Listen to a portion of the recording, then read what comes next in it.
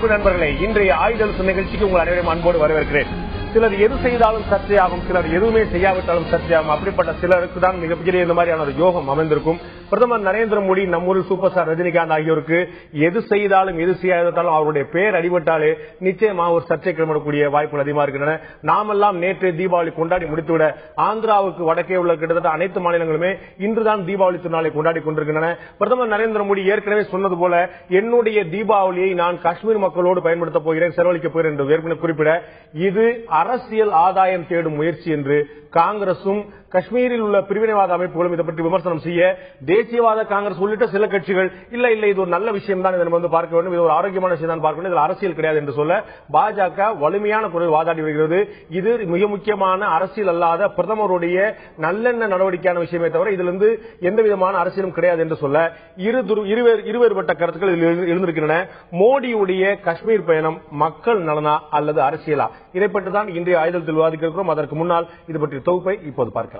அதிரடி செயல்பாடுகளால் அனைவரது கவனத்தையும் தன் பக்கம் திரும்ப செய்யும் பிரதமர் மோடி இந்த முறை வெள்ளம் பாதித்த காஷ்மீர் மக்களுடன் தீபாவளியை கொண்டாடி அதிரடி சரவெடி கொளுத்தியுள்ளார்.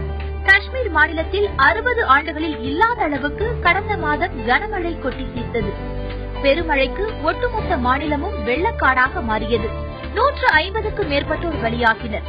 மீட்பு மற்றும் நிவாரண பணிகளுக்காக ரூபாய் 1000 கோடியை அறிவித்த பிரதமர் விமானத்தில் பறந்தவாறே வெள்ளம் பாதித்த பகுதிகளை பார்வையிட்டார்.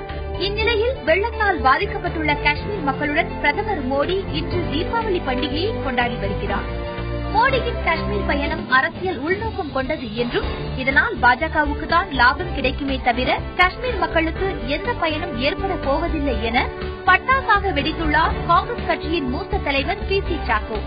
வெள்ளத்தால் மிக மோசமாக பாதிக்கப்பட்டுள்ள காஷ்மீர் மாநிலத்தில் இன்னும் இயல்பு நிலை திரும்பவில்லை. பாதிக்கப்பட்ட மக்களுக்கு மத்திய அரசு எந்த உதவியும் செய்யாமல் தீபாவளி கொண்டாடுவதாக கூறும் மோடியின் அறிவிப்பு காயப்பட்டவர்கள் மீது உப்பை வீசுவது போன்றது என்றும், இப்தார் நோன்பில் கலந்து கொள்ளாத மோடி காஷ்மீர் மக்களோடு தீபாவளி கொண்டாடுவது கலாச்சார ஆக்கிரமிப்பு முயற்சி என்று புது குண்டை வீசியுள்ளார் பிரிவினைவாத இயக்கமான ஹூரியத் மாநாடு கட்சியின் தலைவர் சையத் அலிஷா கிலானி. மேலும் அந்த அமைப்பு சார்பில் பிரதமரின் வருகைக்கு எதிர்ப்பு தெரிவித்து முழு அடைப்புக்கும் அழைப்பு விடுக்கப்பட்டது. பிரதமரின் இந்த முடிவை நாங்கள் வரவேற்கிறோம். அதே நேரம் அந்த மக்கள் பிரதமரிடமிருந்து தீபாவளி பரிசு எதிர்பார்க்கிறார்கள், அதையும் அவர் பூர்த்தி செய்ய வேண்டும் என்று மத்தாப்பு கொளுத்தியுள்ளார் மார்க்சிஸ்ட் மாநில செயலாளர் முகமது யூசுப் தர்ஹாமி. பல்வேறு விவாதத்தை ஏற்படுத்தியிருக்கும் மோடியின் காஷ்மீர் பயணத்தின் உண்மையான நோக்கம் மக்கள் நலனா, அரசியலா? உண்மையான நோக்கம் என்ன என்பதை ஆராய்வதற்கு தான் இன்றைய ஆயுதத்தில் விவாதிக்க இருக்கிறோம். அதற்கு முன்னால் இது ஒரு கலாச்சார ஆக்கிரமிப்பு முயற்சி என்ற விமர்சனம் மிக கடுமையான விமர்சனமாக பார்க்கப்படுகிறது. எந்த வகையில் அவர்களுடைய உணர்வை புண்படுத்தக்கூடியதாக இருக்கிறது, எந்த வகையில் கலாச்சார ஆக்கிரமிப்பு நடக்கிறது என்பது நிச்சயமாக விவாதத்துக்குரிய விஷயமாக இருக்கிறது. இந்த நிகழ்ச்சியில் நம்முடைய காங்கிரஸ் முக்கிய பிரமுகர் திரு இதயத்துல்லா அவர்கள் முன்னிருந்திருக்கிறார். அதேபோல பாஜகவுடைய மாநில செயலாளர் மாநில தலைவர் தமிழிசை சவுந்தரராஜன் அவர்கள் முன்னிருந்திருக்கிறார். அதேபோல ஊடகவியலாளர் பத்ரி சேஷாத்ரி அவர்கள் முன்னிருக்கிறார். அதேபோல மார்க்சிஸ்ட் கட்சியைச் சேர்ந்த மூத்த பிரமுகர் திரு கனகராஜ் அவர்கள் முன்னிருக்கிறார். உங்க 4 பேரும் நிகழ்ச்சிக்கு வரவேற்கிறேன். நான் முதல்ல இதயத்துல்லா ஆரம்பிக்க விரும்புகிறேன். காங்கிரஸ் கட்சி ஜம்மு காஷ்மீர் மாநிலம் இந்தியாவுடைய ஒருங்கிணைந்த பகுதி என்பதில் எந்த மாற்று கருத்தும் இல்லாத கட்சி. இந்திய பிரதமர் ஒருவர் வெள்ளத்தால் பாதிக்கப்பட்ட ஒரு பகுதிக்கு ஒரு பயணம் மேற்கொள்கிறார் என்றால் அதை 100% வரவேற்க வேண்டிய ஒரு கட்சி 80% எதிர்க்கிறது. அதற்கான காரணம் இல்லை. காங்கிரஸ் கட்சியை பொறுத்தவரை மோடி அவர்கள் காஷ்மீர் போறதெல்லாம் எதிர்க்கிறதே வேலை இல்லை. அவர் இந்திய பிரதமர். காஷ்மீருக்கு செல்வதோ அங்கே போய் அவர் அரசியல் செய்வதோ அல்லது கொஞ்சம் மக்கள் நலனுக்காக ஏதாவது செய்ய வேண்டும் என்று நினைப்பதோ யாரும் எதிர்க்க போவது அவசியம் இல்லை. ஆனால் மக்கள் நலன் என்ற பெயரில் அரசியல் செய்வதைத்தான் எதிர்க்கிறார்கள். நீங்க சொன்னீங்க இல்லையா, வெள்ளத்தால் பாதிக்கப்பட்ட காலம் எவ்வளவோ நாளாச்சு. 44,000 கோடி ரூபாய் அங்குள்ள அரசியல் கட்சிகளுடைய சேத மதிப்புக்கு வெறும் 1000 கோடியை கொடுத்தார். அதுல 10 விழுக்காடு கூட சேதம் இல்லாத சமீபத்தில் நடந்த ஆந்திரா புயலுக்கும் அதே 1000 கோடியை கொடுத்தார். மக்கள் பார்க்கத்தான் செஞ்சாங்க. எவ்வளவு மிக மோசமான ஒரு நிலை காஷ்மீரில் இருந்தது என்பது எல்லாருக்கும் தெரியும். இது ஒரு புறம். நான் என்ன விரும்புகிறேன் என்றால், மோடி அவர்கள் அரசியல் பண்றது ஒண்ணு அவர் ஒன்றும் துறை கிடையாது. அவர் கட்சியை வளர்க்கிறது அவருடைய வேலை தான். அதுல வந்து மாற்று கருத்து இல்லை. இந்தியாவில் இருக்கக்கூடிய தாரக மந்திரம் என்பது வேற்றுமையில் ஒற்றுமை, யூனிட்டி இன் டைவர்சிட்டி என்று சொல்வார்கள். அந்த அடிப்படையிலே பார்க்கும்போது அந்த ஒன்றை சுத்தமாக திரு மோடி அவர்கள் மறந்துவிட்டு அதாவது இந்துத்துவா என்பதையும் தாண்டி அவர் இன்னும் அதிகமான ஒரு நிலையிலே சிறுபான்மை மக்கள் மற்ற வகையான மக்களுக்கெல்லாம் ஒரு முழுமையான ஆதரவு இல்லாத ஒரு நிலையை அந்த நிலைப்பாட்டை கொண்டிருக்கிறார் என்பதுதான். சில நாட்களுக்கு முன்பாக தியாக திருநாள் பக்ரீத் பெருநாள் வந்தது, நிச்சயமாக சென்றிருக்கலாம். அதுல இன்னும் அவருக்கு அரசியல் கூடுதலாக அவருக்கு ஆதாயம் கிடைத்திருக்கும். ஆனால் அதை செய்ய அவருக்கு உள்ளே உண்மையான மனபலம் இல்லை, தைரியம் இல்லையா அல்லது உண்மையான நிலை இல்லையா என்பது எனக்கு தெரியல. அது மட்டுமல்ல, இந்தியாவில் இதுவரை அவர் பிரதமராக ஆவதற்கு முன்பு அவருடைய கருத்து வேறுவதாக இருக்கலாம், முஸ்லிம்களுக்கு எதிராகவோ மற்ற சிறுபான்மைக்கு எதிராக இருந்திருக்கலாம். ஆனால் ஒரு பிரதமர் என்று வரும்பொழுது நான் எவ்வளவு பெருமையா சொல்கிறேன், மோடி அவர்கள் எங்களுக்கும் பிரதமர் தான்.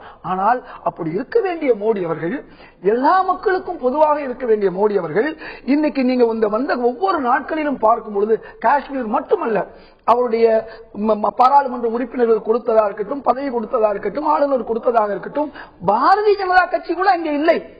RSS உடைய நேரடி பிரச்சாரர்களைத்தான் முதலமைச்சர்களாகவும் அதே போன்று இது ஆளுநராகவும் மற்ற பதவியிலும் கொண்டு வந்து திரிக்கிறார் என்பதை பார்க்கும் பொழுது நாளைக்கு பாரதிய ஜனதாவே காணாமல் போகுமா என்ற நிலை. நான் என்ன இந்தியாவுடைய நிலையில மாற்றங்களை அவர்கள் நான் என்ன எதிர்பார்க்கிறேன்னு சொன்னா, மோடி அவர்கள் இனியாவது இந்திய மக்கள் அனைவருக்குமான ஒரு பிரதமராக இருக்க வேண்டும். ஒரு வார்த்தையை சொல்லிட்டு போனார் அமெரிக்காவுக்கு போகும்போது, இந்திய முஸ்லிம்கள் நேர்மையானவர்கள், அவர்கள் இந்தியாவிற்கு தியாகம் செய்யப்படும் சொல்றாரு. ஆனா அந்த சொல்லும் செயலும் வேறு விதமாக இருக்கிறது என்பதைத்தான் திரு மோடியிடம் இருந்து நான் எதிர்பார்க்கவில்லை. நான் உங்களுடைய பதில் தமிழிசை, அதாவது சொல் ஒன்று செயல் ஒன்றாக இருக்கிறது. அது அவர் தொடர்ந்து சிறுபான்மையினருக்கு விரோதமான செயலிலே பிரதமரான பிறகும் கூட ஈடுபட்டுக் கொண்டிருக்கிறார் அப்படின்னு ஒரு நேரடியான குற்றச்சாட்டு வைக்கிறேன். இல்ல, அது யதார்த்தமானதுதான். இதுல வேற எதுவுமே நான் இதயத்துள்ள அண்ணன் எதிர்பார்க்க முடியாது. ஆனால் ஒரு பிரதமர் ஒரு தீபாவளியை வெள்ளத்தால் பாதிக்கப்பட்ட மக்களுடன் கொண்டாடுவது மட்டுமல்லாமல் உலகத்திலேயே உயரமான அந்த குளிராக இருந்து கொண்டு அங்கே ராணுவ வீரர்கள் இந்த நாட்டிற்காக அவர் மிக அழகாக சொல்கிறார், நீங்கள் எல்லாம் எங்களை பாதுகாக்கவில்லை என்றால் எங்களுக்கு தீபாவளி கிடையாது. ஆக அந்த தீபாவளி எங்களுக்கு கொண்டாடுவதற்கு ஒரு வழி செய்யும், உங்களோடு நான் தீபாவளி கொண்டாடுகிறேன் என்ற ஒரு செய்தி இந்த நாட்டில் உள்ள இளைஞர்களுக்கு, நான் ராணுவ வீரர்களை மதிக்கிறேன், இந்த ராணுவ வீரர்களோடு அதை கொண்டாடுகிறேன் என்று நான் இவ்வளவு பேசுறாரு. பிரதமர் ஆனப்புறம் எல்லாருக்கும் ஒன்று என்று அவரே சொல்லிட்டார். இந்திய முஸ்லிம்கள் இந்த நாட்டிற்காக தியாகம் செய்யக்கூடியவர்கள், எல்லா இஸ்லாமிய சகோதரர்கள். இவர்கள் திராவிட முன்னேற்ற கழகத்தோடு கூட்டணியில் தான் கடந்த 10 ஆண்டு காலமாக இருந்தார்கள். முதலமைச்சராக இருந்த கலைஞர் அவர்கள் ஒரு நாள் கூட விநாயகர் சதுர்த்திக்கு வாழ்த்து சொன்னது கிடையாது, தீபாவளிக்கு வாழ்த்து சொன்னது கிடையாது. இவர்கள் கூட்டணியில் இருந்து கொண்டு நீங்கள் சாதாரண தலைவராக இருக்கும் பொழுது வாழ்த்து சொல்லவில்லை, ஆனால் முதலமைச்சராகி விட்டீர்கள், இந்துக்களின் ஓட்டுக்களை வாங்கித்தான் நீங்கள் முதலமைச்சரானீர்கள், ஏன் அதற்கு நீங்கள் வாழ்த்து சொல்லவில்லை என்று ஒரு நாள் கேட்டார்களா? அப்படி கேட்டிருந்தால் இவர்கள் மதச்சார்பற்றவர்கள். கூட்டணி இருக்கும்போது மதச்சார்பற்றவர்கள். ஆக மோடி எதை செய்தாலும் நான் தீபாவளி கொண்டாடுறேன் சொன்ன உடனே மற்றவர்களுக்கு என்றால் இந்த நாட்டின் பிரதமராக ஈத் முபாரக் அவர் ட்விட்டர்ல போய் பார்த்தாலே தெரியும், எல்லாருக்கும் அவர் அந்த வாழ்த்தை சொல்லி இருக்கிறார், வாழ்த்து சொல்லாமல் இல்லை. ஆக எதை எடுத்தாலும் நீங்கள் மதச்சார்பற்ற என்றால் இன்று மதச்சார்புடைய நிகழ்ச்சிகள் என்ன நடைபெற்று விட்டது? எல்லோரும் சுமூகமாக இருக்கிறார்கள். அண்ணனின் அந்த ஆரம்ப பேச்சிலேயே மிக தடுமாற்றம் வருகிறது. அவர் என்ன சொல்கிறார் நான் கேட்கிறேன், இங்க கடலூர்ல இருந்து 100 ஆண்டுகளுக்கு கூட மேம்படுத்த முடியாமல் ஒரு புயல் தாக்கியது. 20,000 கோடி அதற்கு அவர்கள் சொன்னார்கள். நம்ம தமிழக அரசு எவ்வளவு கொடுத்தாங்க? 200 கோடி கூட கொடுக்கல. அப்பொழுதெல்லாம் எங்கே குரல் சென்றது? ஆக மோடி எதை செய்தாலும் எப்பொழுதும் அதை போலே குரல் கொடுத்துக் கொண்டிருப்பவர்கள் என்றால் இதை நான் ஒத்துக்கொள்வேன். மோடி எதை செய்தாலும் அதில் ஒரு மதச்சாயம் பூசுவது, ஒரு மதச்சார்பின்மைக்கு எதிரான சாயம் பூசுவது, ஒரு ராணுவ வீரர்களோட தனது தீபாவளியை கொண்ட தீபாவளி வாழ்த்து கூட சொல்லாத முதலமைச்சர் இருக்கிறார்கள். எல்லோரும் வாக்குகளை வாங்கித்தான் அவர்கள் முதலமைச்சர் ஆனார்கள். அவர்களை எல்லாம் கேள்வி கேட்காதவர்கள் ஒன்று நல்லது செய்யும் போது ஏன் கேள்வி கேட்கிறீர்கள் என்றுதான் எங்களது கேள்வி. எதை எடுத்தாலும் அரசியலாக்காதீர்கள். திரு கனகராஜ், எல்லாவற்றிலும் அரசியலாக்கப்படுகிறது அப்படிங்கிற ஒரு விமர்சனத்தை பாஜக வைக்கிறது. இதுல பிரதமருடைய பயணம் ராணுவ வீரர்கள் உற்சாகப்படுத்தவும் காஷ்மீர் மக்களோடு நாங்கள் தோளோடு தோல் நிற்கிறோம் அப்படின்னு சொல்றதுக்காக தான் அப்படின்னு அவருடைய ட்விட்டர்ல அவர் போட்டிருக்காரு. இதை தவிர வேற நோக்கம் இல்லைன்னு அவர் சொல்ல, இதுல தீவிரமான அரசியல் நோக்கம் இருக்கிறது என்று உங்களுடைய கட்சியும் காங்கிரசும் கூட சொல்லிடுது. உங்களுடைய பாருங்க. அதாவது இந்த நோக்கத்துக்கும் செயலுக்கும் இருக்கக்கூடிய வேறுபாடுதான் இது எல்லாவற்றையும் சொல்லுது. நீங்க இப்ப கூட கேட்டீங்க, அவங்க சொன்னாங்க என்ன ராணுவ வீரர்களோட இப்படி கொண்டாடக்கூடாதா தீபாவளி அப்படின்னு சொல்லி. அதை யாரும் கேள்வி கேட்கல. ஆனா அது ஒரு ஜெஸ்டர், அதை தவிர அதுக்கு வேற அர்த்தம் கிடையாது. ஆனா நீங்க கேட்டீங்க இதை ஏன் அரசியலா பாக்குறீங்க அப்படின்னு கேட்டீங்க. அப்ப அப்படி கேட்டா ஏழை மக்கள் ஒரு குடிசையில போய் இல்லையா எங்களை நீங்க பார்க்க மாட்டீங்களான்னு இன்னொருத்தர் கேட்க முடியாது. பட் பிரச்சனை என்னன்னா, பிரதமர் இந்த வெள்ளம் வந்த பிறகு செப்டம்பர் 7 அன்னைக்கு அவர் அந்த மாநிலத்துக்கு போனார். அதுக்கு முன்னால பாதிப்பு அவர் போன போது, இந்த வெள்ளம் பாதிக்கப்பட்ட பகுதிகளை பார்க்க போன போது அவர் பள்ளத்தாக்கு பகுதிக்கு போகல. இப்பவும் கூட அவர் ஸ்ரீநகர்ல போயிருக்காரே தவிர அந்த பகுதிக்கு முஸ்லிம்கள் டாமினேட்டடா இருக்கக்கூடிய பகுதிக்கு போகல. அவர் சொன்னது மாதிரி நீங்க பக்ரீத் கொண்டாடணும் ஒரு மாசத்துக்கு முன்னால வரும்போது அங்க போகலான்னு அதை செய்யல. உத்தரகாண்ட்ல இறந்து போனவங்களுக்கு 2 லட்சம் அறிவிக்கப்பட்டது, காயம்பட்டவர்களுக்கு 50,000 பிரதமருடைய நிவாரண நிதியிலிருந்து கொடுக்கப்பட்டது. இந்த 100 பேருக்கு மேல இறந்து போயிட்டாங்கன்னு இப்ப உங்க செய்தியிலேயே இந்த தொகுப்புலேயே காமிச்சிங்க. இவங்களுக்கு அது அறிவிக்கப்படல. சோ அதே போல அவங்க சொன்ன மாதிரி நீங்க இவ்வளவு கோடிக்கு இவ்வளவுதான் கொடுத்தாங்க என்று சொல்ற போது கிட்டத்தட்ட சில அமைப்புகள் 1 லட்சம் கோடி வரை இழப்பு ஏற்பட்டு இருக்கிறது, அதாவது அரசு கட்டடங்கள் வீடுகள் எல்லாவற்றுக்கும் சேர்த்து ஏற்பட்டு இருக்கிறது என்று சொல்ற போது உண்மையிலேயே அதுல ஒரு கூடுதலாக அக்கறை காட்ட வேண்டும். ஒரு வெள்ளத்தால் பாதிக்கப்பட்டு மிகப்பெரிய சீரழிவை சந்தித்திருக்கக்கூடிய ஒரு இடத்துக்கு நீங்க தீபாவளிக்குன்னு போனீங்கன்னா இந்த பாதுகாப்பு மற்ற விஷயங்கள் அவங்க எல்லாம் சந்தோஷமான மனநிலையில இருக்காங்க இல்ல. மாறாக மிகப்பெரிய கஷ்டத்தில் இருக்கிறவங்களுக்கு நீங்க பக்ரீத்துக்கு போக மாட்டீங்க, இதுக்கு மட்டும் போவீங்கன்னா இயல்பாக அந்த கேள்வி வரும். அவரோட தொங்கிக்கிட்டு இருக்கக்கூடிய அவருடைய கடந்த காலம் என்பது இருக்கு இல்லையா, அது அவர் மத நோக்கத்தோடு தான் மத வெறி நோக்கத்தோடு தான் இதை செய்கிறார் என்பதை கடந்த காலம் என்பதுதான் எதிர்காலத்துக்கான உத்தரவாதம். மத நோக்கம் அப்படிங்கிற நீங்க சொல்ல மத வெறி அப்படிங்கிறத பயன்படுத்தலாமா பிரதமரான பிறகு அப்படிங்கிற எனக்கு ஒரு சந்தேகம் இருக்குது. நான் இந்த திரு பத்ரிட்ட கேட்க விரும்புறேன். 3 மாறுபட்ட பார்வைகள் நான் பார்த்தோம். ஒரு வெளியிலிருந்து பார்க்கக்கூடிய ஒரு தேர்ட் பர்சனா நம்ம பார்க்கும்போது இதுல நிச்சயமா அரசியல் அட்வான்டேஜ் இருக்கும், அதுல எந்த சந்தேகம் கிடையாது, வெளிப்படையா ஒரு சாமானியன் கூட சொல்லுவான். ஆனா இப்படி எல்லாத்தையுமே அரசியல் பண்றதுங்கிறது நம்ம கிட்ட ஒரு பழக்கமாயிடுச்சா, இல்ல அரசியல் தான் இதுல மேல் நோக்கி இருக்குதா? திரு கனகராஜ் சொன்ன போல இதுல விஞ்சி நிற்பது எதுன்னு பட்டிமன்றம் மாதிரி பேசணும்னா கடைசியில அரசியல் தான் நிக்குதா? அப்படி சொல்றது கஷ்டம். இதுல பல நோக்கங்கள் எனக்கு தெரியுது. நிச்சயமா அரசியல் நோக்கம் இருக்கு, அது இல்ல அப்படின்னு என்னால சொல்ல முடியாது. அடுத்து ஜம்மு காஷ்மீர்ல தேர்தல் வரப்போகுது. இப்ப தேர்தல் வருவதற்கு முன்னாடி அந்த கோட் ஆஃப் கான்டக்ட் அதெல்லாம் ஆரம்பிக்கிறதுக்கு முன்னாடி ஒரு பிரதமராக அங்க போய் என்னென்ன செய்ய முடியும், கன்சாலிடேட் பண்றதுக்கான என்னென்ன பாசிபிலிட்டிஸ் இருக்கோ அதை கட்டாயமாக நரேந்திர மோடி செய்கிறார். ஆனா ஒரு ஒட்டுமொத்தமாக அவருக்கு அது ஒன்று மட்டும்தான் குறிக்கோள் அப்படின்னு நான் நினைக்கல. வேற சில குறிக்கோள்களை ஈஸியா நம்மளால பார்க்க முடியுது. இப்ப சியாச்சினுக்கு போறார் அப்படிங்கிறப்ப அங்க இருக்கக்கூடிய வீரர்களுக்கு அது ஒரு பயங்கரமான ஒரு புத்துணர்ச்சி கொடுக்குது. இப்ப பார்டர்ல நமக்கு தொடர்ந்து சண்டைகள் நடந்துகிட்டே இருக்கு. இந்த நேரத்துல உங்களுக்கு தொடர்ந்து போராடுறதுக்கு தேவையான ஒரு உந்துதலை தரக்கூடிய ஒரு செயல் அது செய்யும். ஒண்ணு. ரெண்டாவது, அங்க வேற என்னென்ன கட்சிகளோட என்ன மாதிரியான, ஏன்னா அடுத்த தேர்தல்ல அங்க என்ன நடக்க போகுதுங்கிறதுல நிறைய குழப்பங்கள் இருக்கு. இப்ப போறப்ப நிச்சயமாக சில கட்சி தலைவர்களோட பேசுறது அது அதிகாரப்பூர்வமாக மற்றும் பல்வேறு வகையில ஒருங்க பிடிபியோட அங்க ஏதோ ஒரு விதத்துல ஒரு உறவு வரும் போல தெரிகிறது. சோ அதற்கான ஒரு இனிஷியல் பாயிண்டாக இதை பார்க்கலாம். எல்லாவற்றையும் சேர்த்து பார்க்கும் பொழுது இது அவர் ஒரே நேரத்தில் தன்னுடைய பிரதமர் வேலையும் பாரதிய ஜனதாவின் மிக முதன்மை தலைவராக இருக்கக்கூடிய அந்த வேலையும் சேர்த்து செய்யறாரு. இது இன்றைக்கு நீங்க அதை நீங்க கேள்வியை கேட்க முடியாது. ஒரேடியாக அரசியல் அப்படிங்கறது மட்டும் இல்லை, அதை தாண்டியும் இருக்கு. ஆனால் அரசியல் இல்லவே இல்லை அப்படின்னு நீங்க சொல்ல முடியாது. இது அரசியல் இல்லவே இல்லை என்று சொல்லிட முடியாது. இது மட்டும் இல்லாம நிறைய விஷயங்கள் நடந்திருக்கு. இது போன்ற ஒரு துயரமான சம்பவங்கள் நடக்கும் போது சம்பந்தப்பட்ட மாநில முதலமைச்சரோ இந்த நாட்டுடைய பிரதமரோ சென்று பார்ப்பது அரசியலாக மட்டுமே பார்க்க முடியுமா என்ற கேள்வி எழுகிறது. கும்பகோணத்தில் 94 குழந்தைகள் உயிரிழந்த போது நாடு முழுக்க துயரம் கொண்டாடியது, நாடு முழுக்க இங்கு நின்றது. அந்த மொட்டை மாடியில் நின்று கண்ணீர் சிந்தாத ஆட்களே இல்லை. அதையும் கூட நம்ம அரசியலாக பார்க்கலாமா? அடுத்து வரப்போது ஒரு தேர்தல் என்பதனால் செய்யக்கூடிய ஒவ்வொரு விஷயமே அரசியலாக தான் இருக்குமா? திரு இதயத்துள்ளாட்ட கேட்கணும். நீங்க இடையில முதல்ல பேசும்போது சொன்னீங்க இவங்க இந்த விஷயத்துல மட்டும் இல்ல, இவங்க எப்ப பார்த்தாலும் இவங்க சொல்வேறு செயல்வேறா தான் ஈடுபட்டு இருக்காங்கன்னு சொல்லிட்டு, அதுக்கு நீங்க ஏதாவது 2 உதாரணம் சொல்ல முடியுமா? அவங்க சொன்னாங்க நீங்க வாழ்த்து செய்தி சொன்னீங்களா அப்படின்னா, நாங்க வாழ்த்து செய்தி சொன்னோம் சொல்லி ட்விட்டர் சொல்லி காட்டியிருக்காங்க. வேற எந்த பாகுபாடு நீங்க காட்ட முடியும்? நீங்க கட்சியில வேட்பாளர் பட்டியல் கொடுக்கலாம் சொல்லி எங்கிட்ட பழைய கொண்டு போயிடாதீங்க. அது எல்லா கட்சியிலுமா புள்ளிவரங்கள் எல்லாருமே கொடுக்க முடியும். ஒரு புறம் வைத்துக் கொள்வோம்.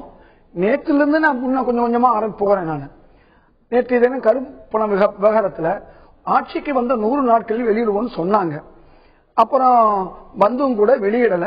அப்புறம் நான் கொஞ்சம் பேரை வெளியிடுறேங்கிறாங்க. அந்த கொஞ்சம் பேருக்கு காங்கிரஸ் தர்ம சங்கம் பிளாக் மணில பிளாக்மெயில் பண்ற அளவுக்கு இன்னைக்கு போயிட்டாங்க.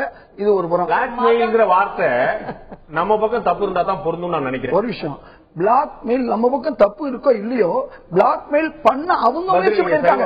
ஒரு நிமிஷம், பிளாக்மெயில் பண்றியா? ஒரே ஒரு டிஸ்கஷன் ஏன் மாத்துறீங்க? போறாங்களா பிரதமர் மோடி பின்னுக்கு போகிறாரா அப்படிங்கறதா அதுல இருக்கக்கூடிய பாயிண்ட். பிளாக்மெயிலா இல்லையா? காஷ்மீர் பயணம் பத்தி பேசிட்டு நீங்க பிளாக்மெயில் பத்தி பேசுறீங்க. பத்தி பேசும்போது பிளாக்மெயில் ஏன் சொல்றீங்கன்னா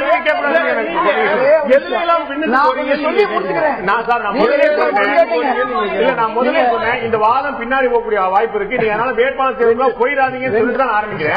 நீங்க சொல்றீங்க நேற்று போகும் சொல்லி பிளாக்மெயில் சொல்லி பிளாக் பண்ணி சொல்றீங்க. பிளாக் பண்ணி சூப்பர், நானும் ஒத்துக்கிறேன். நான் நிச்சயமா கேட்க போறேன். பிளாக்மெயில் பண்றீங்கன்னு அவங்க தான் சொல்றாங்க. ஒரே ஒரு நிமிஷம், நான் என்ன சொல்றேன்னா, பிளாக்மெயில் அவங்க பண்ண முயற்சி பண்றாங்க. நாங்க அதுக்கு தகுதிங்கிறதா சொல்ல வரல. இன்னைக்கு நாங்க என்ன பதில் சொல்லி பிளாக்மெயில் பண்றாங்க ஏன் நான் கேக்குறேன். முடிஞ்சா வெளியிட்டு பாரு சொல்ல வேண்டியதானே. நீங்க வழக்கம் அதைத்தான் இன்னைக்கு நாங்க சொல்லிடுறோம், முழுமையா சொல்றோம். காங்கிரஸுக்கு எதிராக போனா நீங்க சந்தோஷப்பட வேண்டிய ஆள் தானே.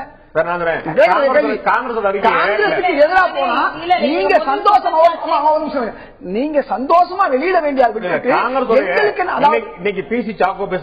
நீங்க பேசினாகட்டும். ஜம்மு காஷ்மீருக்கு பிரதமருடைய பயணம் வரவேற்கத்தக்கது அப்படின்னு முதல் வரல அவரு சொல்லிருக்கா, நீங்க சொல்றீங்க. ஆனால் அரசியல் வெஞ்சி நிக்க சொல்றீங்க கற்பனை வெளியீடு. ஆனா நீங்க பிளாக்மெயில் பண்ணாத முதல் வரியும் வேற. நீங்க முதலுடைய தலைப்புக்கு போக விரும்பினேன். நீங்க கேட்ட கேள்விக்கு வரதான் நான் பதில் சொல்ல வரேன். நீங்க இஸ்லாமியர்கள் பிரச்சனை இல்ல, சொல்வேறு செயல்வேறு நீங்க என்னைய பேசவே நீங்க விடல.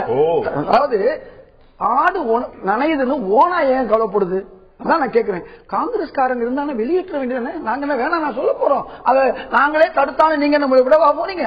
அது ஒரு பக்கம் வச்சுக்குவோம். என்னுடைய கேள்விக்கு நீங்க பதில் சொல்ல. என்ன சொல்ல வரேன், எங்களை பிளாக்மெயில் பண்ண பாருங்க ஏன் சொல்லணும். நீ வெளியிடுங்க ரெண்டாவது வரைக்கும் அவசியம் என்ன? அவங்க இந்த வார்த்தையை நீங்க கவனிக்கல. அருண்ஜேட்லியுடைய வார்த்தையை கவனிக்கலையா? நாங்கள் வெளியிட்டால் அதுல காங்கிரஸ் பாதிப்பு ஏற்படுங்கிற வார்த்தை காங்கிரஸ் சர்ப்ரைஸ் இருக்குன்றார். அதெல்லாம் வேணாம். நான் என்ன சொல்ல வர்றேன், நீங்க முற்றும் புரிந்தவர், அதனால இதுல புரியாம இருக்க வாய்ப்பு இல்ல. நான் சொல்லி முடிச்சுக்கிறேன். ஒண்ணுதான் நான் சொல்லி இருக்கேன். பிளாக் பண்ணி நீங்களே கேள்வி கேட்க போறேன்னு வேற சொல்லிட்டீங்க. ரயில்வே சீரமைப்புக்குன்னாங்க. இன்னைக்கு பார்த்தா 200 ரூபாய் டிக்கெட் பிரீமியம் டிக்கெட் 1200. சிறுபான்மையினருக்கு உங்களுக்கு நீங்க கேட்டது மற்ற விஷயத்துக்கு சிறுபான்மை. அதாவது வேட்பாளர் தேர்வுல உங்க முஸ்லீம் கொடுக்கல, அமைச்சர் தேர்வு கிட்டத்தட்ட ஒரு 15 அமைச்சர் இருந்தாங்க. நீங்க ஒரே ஒரு அமைச்சர் நஜ்மா அப்துல்லா கொடுத்திருக்கீங்க. இதுக்கு மேல என்ன பட்டியல் புதுசாக வேணும்? 15 காங்கிரஸ் கொடுத்தாங்க. நீங்க ஒண்ணு கூட கொடுக்கல. பாராளுமன்ற உறுப்பினர் கொடுக்கல, எம்எல்ஏ சீட் கொடுக்கல. இதெல்லாம் தூக்கி ஒரு வைங்க. நீங்க தொடர்ந்து கோவா மாநிலம் சிறுபான்மையினர் பெரும்பான்மையினர் மாநிலம் பலமுறை அந்த உதாரணத்தை சொல்லியிருக்காங்க. அதை தூக்கி ஓரத்துல வைங்க. அதோட மோசமா இருக்கு. அதாவது பல கலவரங்களை உண்டாக்கி முஸ்லிம்களுக்கு எதிரான முசஃபர் நகரா இருக்கட்டும், முராதாபாத்தா இருக்கட்டும், சகரன்பூரா இருக்கட்டும், என்ன இதெல்லாம் தெரியாத மறந்தா போயிருவாங்க. நீங்க இடையிலே பேசுவது நான் என்ன சொல்ல வரேன், நான் சொல்லி முடிச்சுக்கிறேன். இப்படி எல்லா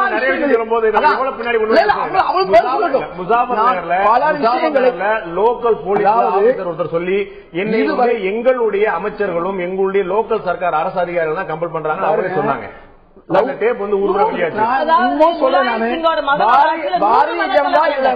இதுல வந்து அதிகமாக செய்திருக்கு உலகத்துக்கே தெரிஞ்ச ஒரு விஷயத்தை இன்னைக்கு நம்ம முழு பூசணிக்காய சோத்துல மறைக்க முடியாது. புதுசா முஸ்லீம்களுக்கு எதிரான லவ் ஜிஹாதுங்கிற வார்த்தை அது இல்லைன்னு இப்ப அம்பலமாயிருக்கு. இப்படி ஒவ்வொரு விஷயங்களிலும் முஸ்லீம்களுக்கு எதிரான ஒரு நிலைப்பாட்டை எடுக்கிறார்கள் என்பதுல எந்த மாற்று கருத்து கிடையாது. இது ஒரு பக்கம். நீங்க சொன்னனால நான் கேக்குறேன். இது ஒரு பக்கம் இருக்கு. இதெல்லாம் எடுத்துட்டு போன அப்புறம் நீங்க தான் அப்படிங்கிற நீங்க திரும்ப ஞாபகம். லவ் ஜிஹாத்ங்கிற வார்த்தை அதிகமா பயன்படக்கூடிய மாநிலம் கேரளா. நீங்க ஒத்துப்பீங்கன்னு நினைக்கிறேன். அந்த வார்த்தை அதிகமா பயன்படுற மாநிலம் கேரளா. கேரளால பிஜேபி எங்க இருக்கு? நான் தெரியாம கேக்குறேன். கேரளாவில் அந்த வார்த்தையே இல்லாத ஒரு சூழல்ல வட மாநிலங்கள்ல இந்த வார்த்தையை கொண்டு போய் பாரதிய ஜனதா அந்த மாநில ஏடிஜிபி ஒருத்தர் தான் முதல் முறையா அதிகாரப்பூர்வமா இதை ரெக்கார்ட் பண்றாங்க. திரும்பவும் சொல்றேன், நீங்க சம்பந்தமே இல்லாம அதாவது சொல்லுவாங்க இல்லையா, இது முடிச்சு போட விரும்புறீங்க. நான் கேட்கறது இன்னைக்கு இந்தியா முழுக்கும் பரவலா இதை பத்தி பேசப்பட்டது யூபியில இருந்தா வந்தது. இது ஒரு பக்கம் இருக்கட்டும். அம்மா சொன்னாங்க அதாவது நீங்க சொல்லக்கூடிய ஒரு சம்பவம் ஒரு பெண் வந்து அந்த பெண்ணு தான் அந்த பேட்டியை கொடுக்குது, அந்த பெண்ணு தான் அப்புறம் மாத்துது. ரெண்டுமே அந்த ஒரு பெண் சொன்னாங்க. என்ன விளக்கம் சொல்றது தெரியுமா? எனக்கு வந்து வற்புறுத்தி என்னை வந்து பாரதிய ஜனதா தலைவர்கள் சொல்ல வைத்தார்கள். அந்த பொண்ணு முதல்ல சொன்ன நீங்க நம்ப மாட்டீங்க, ரெண்டாவது சொன்ன அந்த பொண்ணு முதல்ல சொன்ன நம்ப மாட்டீங்க. தீர்ப்புல முதல் தீர்ப்பா ரெண்டாவது தீர்ப்பா ஹைகோர்ட் நீங்க எதையும் பேச முடியாது. ஹைகோர்ட் சொன்னதை விட சுப்ரீம் கோர்ட் சொன்னாதான் கரெக்ட். ஆனா அந்த அம்மா ஹைகோர்ட் கிடையாது, சுப்ரீம் கோர்ட் கிடையாது. ஒரே பொண்ணு சொன்னாங்க. ஒரு உதாரணத்துக்கு சொல்றேன். உதாரணத்தை நீங்க அவங்க போகிற போக்கத்துல ஒரு வார்த்தை சொன்னாங்க, கலைஞர் வந்து தீபாவளி கொண்டாடு. நான் என்ன கேட்கிறேன், வாஜ்பாய் அவர்களோடு கலைஞர் கூட்டணியில் இருந்தார் இல்லையா, அப்ப மட்டும் என்ன கொண்டாடினாரா? அப்ப இவங்களுக்கு என்னன்னா வாஜ்பாய் ஆட்சியை வந்து இவங்க ஆட்சியாவே கணக்குல எடுத்துக்கல. நீங்க கேட்கிற கேள்வியில நீங்க மாட்டிக்கூடாது. முக்கியமான விஷயம் இன்னைக்கு மோடி அவங்க ரெண்டு பேருமே விவாதத்தை வேறொரு தளத்துக்கு மோடி அவர்கள் இன்னைக்கு சப்ஜெக்ட்ல வரல. நான் சப்ஜெக்ட் நீங்க உங்களுக்கு பதில் தான் நான் சொல்றேன். அதாவது இன்றைக்கு சொல்வேறு செயல்வேறு என்ற நிலையில ஒவ்வொரு திட்டங்களாகட்டும் ஒவ்வொரு செயல்பாடுகளாகட்டும் மோடி செய்தார் என்பது இவ்வளவு சொல்லிட்டு இதுக்கு மேல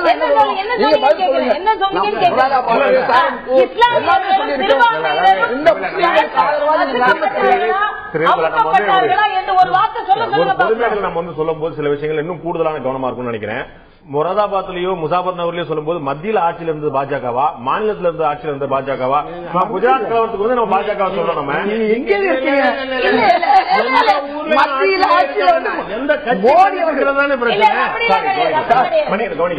அதாவது இப்ப தமிழ்நாட்டுல அதிமுக இருக்கு, மத்தியில பிஜேபி இருக்கு, இன்னொருத்தர் இங்க கலவரம் பண்ணிட்டாங்கன்னு வச்சுங்க. இவங்க ரெண்டு பேரும் இப்போ கோவை குண்டுவெடிப்பு நடந்தது, ரெண்டுலயுமே யாரு பவர்ல இருந்தாங்க? அவங்களே சொல்லுவோம். அப்ப யார் செஞ்ச சொல்லுங்க, யார் செஞ்ச சொல்லுங்க. தீவிரவாதிகள் பண்ணாங்கிறது அதுல ஏடிஎம்கே காரணம். கோவை குண்டுவெடிப்பு தீவிரவாதிகள் நீங்க சொல்லுங்க.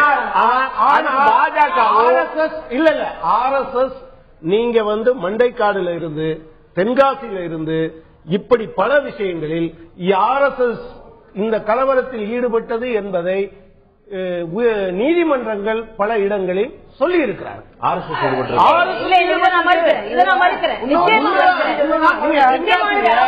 கொலை செய்யப்படுகிறார்கள் எங்களோட தொண்டர்களும் சரி தலைவர்களும் சரி கொலை செய்யப்பட்டார்கள். ரியல் எஸ்டேட்டுக்காக கொலை செய்யப்பட்டார்கள், பெண்கள் விஷயத்தில் பேசப்பட்டார்கள், பண விஷயத்தில் கொலை செய்யப்பட்டார்கள். நீங்க மாற்றி சொல்லாத ஊருக்கு தெரியும் இன்னைக்கு என்ன நடக்குது. பிடிப்போடு இருந்தார்கள் என்ற ஒரே காரணம் ஒரு பிடிப்பும் கிடையாது. அதாவது ஒரு பிஜேபி தலைவர் தானா போயிட்டு கோயம்புத்தூர்ல இருந்து ஊட்டிக்கு போறதாக சொல்லிட்டு கன்னியாகுமரிக்கு போனது யாரு? கொலை செய்யப்பட்டார்கள்.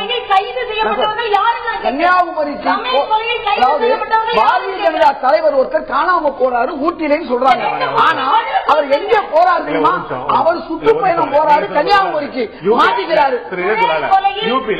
ரமேஷ் கொலையில் கைது செய்யப்பட்டவர்கள் யாரு? இந்த விஷயத்தை இங்க முற்றுப்புள்ளி வைக்க விரும்புறேன். உங்களுக்கு சின்ன யூபியில ஒரு பெண் பண்ணாங்கன்னு சொல்லும் போது நீங்க சொன்னீங்க அந்த பெண்ணுடைய இரண்டாவது ஸ்டேட்மெண்ட் ரொம்ப முக்கியம் சொன்னீங்க. நீங்க சொன்னீங்க முதல் ஸ்டேட்மெண்ட் எப்படி சொல்றாங்கன்னா என்னை வற்புறுத்தி செய்ய சொன்னார்கள் என்பதுதான் இரண்டாவது ஸ்டேட்மெண்ட். முதல் அது ரெண்டுமே சர்ச்சைக்குள்ளாக நம்ம பார்க்கணும். நம்ம உடனே நமக்கு பிடிச்ச ஒரு சப்ஜெக்ட் எடுத்துக்கிறோம் இல்ல, அதுல நம்ம எடுத்துக்க வேண்டிய பொது பார்வையில ரெண்டுமே ஒரு விஷயம். இவங்க தமிழிசை சொல்லக்கூடிய இந்த தமிழ்நாட்டில் நடந்த கொலைகள்ல டிஜிபி தமிழ்நாட்டுடைய சட்டம் ஒழுங்குடைய இயக்குனர் சொல்லியிருக்கிறாரு இந்த ஆட்கள் இந்த விஷயம் தொடர்பு இருக்கிறாங்க. ஒரே ஒரு அறிக்கை கொடுத்திருக்காரு. அதுக்கு மேல நம்ம மறந்துடக்கூடாது. எனக்கு பணம் கொடுத்தாங்கன்னு சொன்னதை அந்த பெண்ணு சொன்னதை அந்த பணம் கொடுத்தவர் ஆமா நான் பணம் கொடுத்தேன்னு அந்த பாரதிய ஜனதா தலைவர் வாக்குமூலம் கொடுக்கிறாரு இல்லையா? ஏன் இதுக்கு மேல என்ன வேணும்? அந்த பாரதிய ஜனதா ஆமா நான் பணம் கொடுத்தேன் உன்னுடைய வாழ்க்கைக்காக ஒரே ஒரு விஷயம் இன்றைக்கு நான் கொஞ்சம் வேற பக்கம் கொண்டு வரேன். காஷ்மீர் போறேன் இன்னைக்கு மரியாதைக்குரிய தமிழிசை அவர்கள் இதுக்கு பதில் சொல்லணும். அதாவது நான் என்ன சொல்றேன், வெள்ளம் பாதித்த ஒரு மாநிலம், அந்த மாநிலத்தில் 1902க்கு பின்னால இந்த மாதிரி பேரழிவு நடந்ததில்லை என்று சொல்லப்படுது. பேரழிவு அதிகமாக நடந்த பகுதி பள்ளத்தாக்கு பகுதி. அந்த பகுதிக்கு பிரதமர் போகவில்லை. உத்தரகாண்ட்ல இப்படி நடந்த போது இறந்தவர்களுக்கு 2 லட்சம் ரூபாயும் காயம்பட்டவர்களுக்கு 50,000 ரூபாயும் பிரதமருடைய நிவாரண நிதியிலிருந்து கொடுக்கப்பட்டது. அதை ஏன் செய்யல? அதாவது கேட்கிறேன், அதாவது பிரதமர் அவர்கள் ஒரு வெள்ளம் பாதித்த பகுதிக்கு போனால் ஏன் இந்த பகுதி எல்லா பகுதிக்கும் எல்லாரும் போக முடியாது, இந்த பகுதிக்கு தான் போகல அப்படின்னு நீங்க கேக்குறீங்க. அப்படி டெல்லியில இருக்கணும் அப்படியே கொடுத்த போது தரைமார்க்கமா போல விமான வழியா தான் ஹெலிகாப்டர் வழியா போகும்போது நீங்க ஜம்மு காஷ்மீர் போனா என்ன, ஸ்ரீநகர் போனா என்ன, டெல்லியில போயிடலாம். அதாவது எல்லாவற்றிற்கும் கேள்வி கேட்க வேண்டும் என்றால் கேள்வி கேட்டுக்கொண்டே இருக்கலாம். நீங்க இங்க போனீங்கன்னா ஏன் இங்க போல சொல்ல முடியுமா?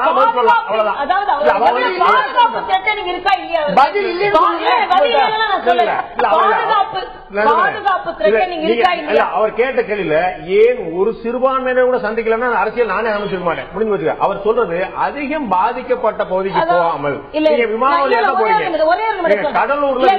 கடலூர்ல தானே புயல் தாக்குது, நீங்க விருதாச்சலத்திலயோ நீங்க திண்டிவனத்திலயோ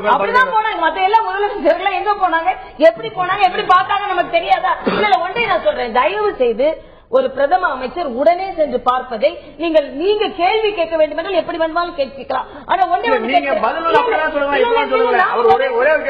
சொல்றேன் அவருக்கு எந்த அளவிற்கு அச்சுறுத்தல் இருக்கிறது. இன்றைக்கு கூட அந்த அச்சுறுத்தலையும் மீறி அவர் அங்கே சென்று நிவாரண பணிகளில் ஈடுபடுகிறார். ஒன்றை நான் இங்க சொல்ல விரும்புகிறேன், நரேந்திர மோடி அவர்கள் 2 லட்சம் ரூபாய் உத்தரகாண்ட் சொன்னார். அதாவது எதை எடுத்தாலும் நீங்கள் இப்படி அரசியல் ஆக்க வேண்டும் என்றால் அரசியல் ஆக்கி கொண்டுதான் இருக்கணும். அப்படி பார்த்தா நம்ம பிற்காலத்துல முற்காலத்துல காங்கிரஸ் எவ்வளவு கொடுத்தார்கள், அண்ணா திராவிட முன்னேற்ற கழகம் எவ்வளவு கொடுத்தார்கள்.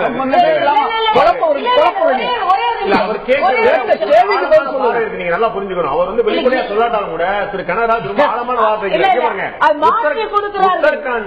உத்தரகாண்ட்ல அங்க இருக்கக்கூடிய இந்து கோயிலுக்கு யாத்திரிகர்களா சென்றவர்கள் தான் இறந்தது அதிகம்.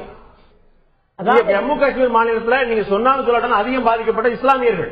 அப்படிங்கும் போது இவங்களுக்கு நீங்க பணம் கொடுக்கல, இவங்களுக்கு நீங்க பணம் கொடுக்கல. இப்படி கேள்வி கேட்டுக் கொண்டிருக்கிறார்களே, நான் ஒரே ஒரு கேள்வி கேட்கிறேன். நீங்க செய்யறது எல்லாமே அந்த பார்வையோடு பார்க்கும்போது அதுக்கு பதில் கிடையாது. நாங்கள் சரியாகத்தான் கொடுத்து கொண்டிருக்கிறோம். எந்த பாதிப்பு வருகிறதோ அதுக்கு ஏற்ற மாதிரி தான். ஒரே ஒரு கேள்வி கேட்கிறேங்க, காஷ்மீர் பண்டிட்டுகள் இதே காஷ்மீர்ல அவர்கள் உதாசீனப்படுத்தப்பட்டுக் கொண்டிருந்தார்கள். அவர்கள் ஏதாவது நீங்க கேள்வி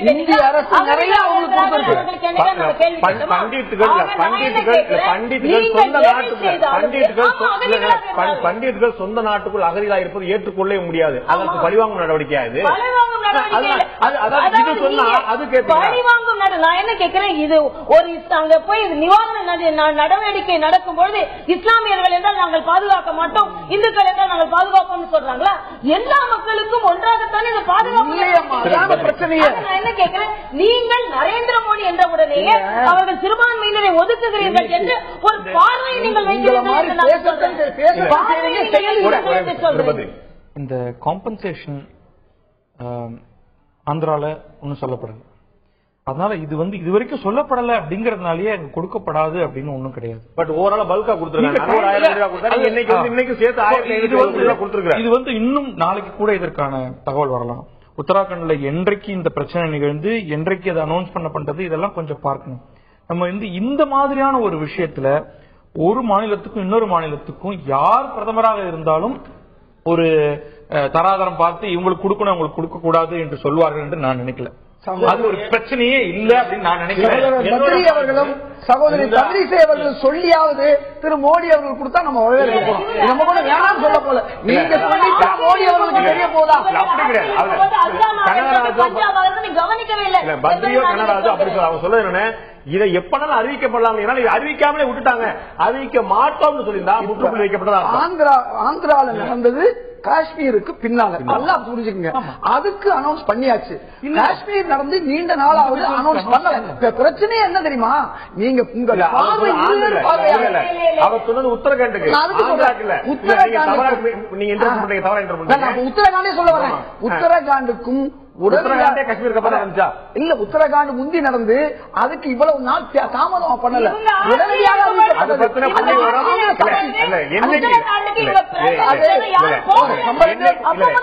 என்னைக்கு அறிவிக்கப்பட்டது உத்தரகாண்டுக்கு மோடி தான் முதல்ல போனாரு. 15,000 குஜராத்திகளை தனியா கண்டுபிடிச்சு கூட்டிட்டு வந்தாரு.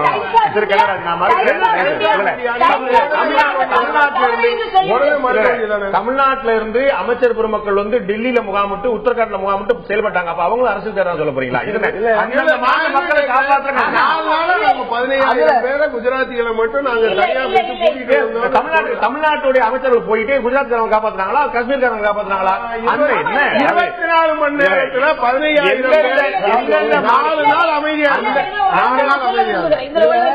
மோடி மீது மிகப்பெரிய குற்றச்சாட்டு வந்துச்சு. என்னன்னா அவர் இதுல அரசியல் பண்ண ஆரம்பிச்சாரு. ரொம்ப தெளிவாக இருந்தாரு. என்பது பிரதமர் நிவாரண நிதியிலிருந்து இறந்து போனவர்களுக்கு அறிவிக்கப்பட்டது என்றது உத்தரகாண்டுக்கு ஒதுக்கப்பட்ட அரசாங்கத்தின் சார்பில் ஒதுக்கப்பட்ட தொகை தாண்டி வந்தது. அறிவிக்கும் போது பத்ரி சொன்ன ஒரு தகவல புள்ளி 4 பேருமே இல்ல. அவர் என்ன சொல்றாரு, உத்தரகாண்ட் சம்பவம் நடந்ததற்கும் நிவாரண நிதி அறிவிக்கப்பட்டதற்கான தேதி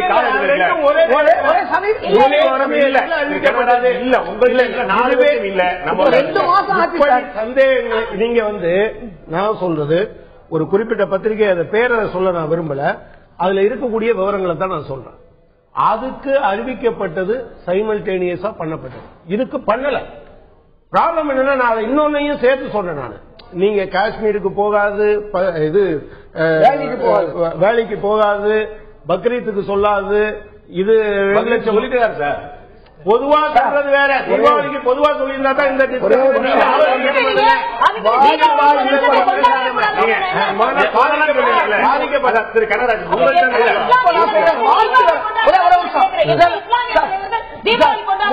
ஒரு உண்மையை நான் சொல்றேன்.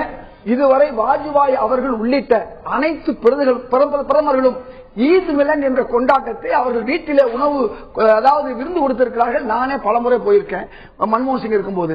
இந்த விருந்துல எல்லாரும் கலந்து கொள்வார்கள். இவர் வந்தாரு, அந்த நிகழ்ச்சி 2 நிகழ்ச்சியுமே அவர் செய்யல.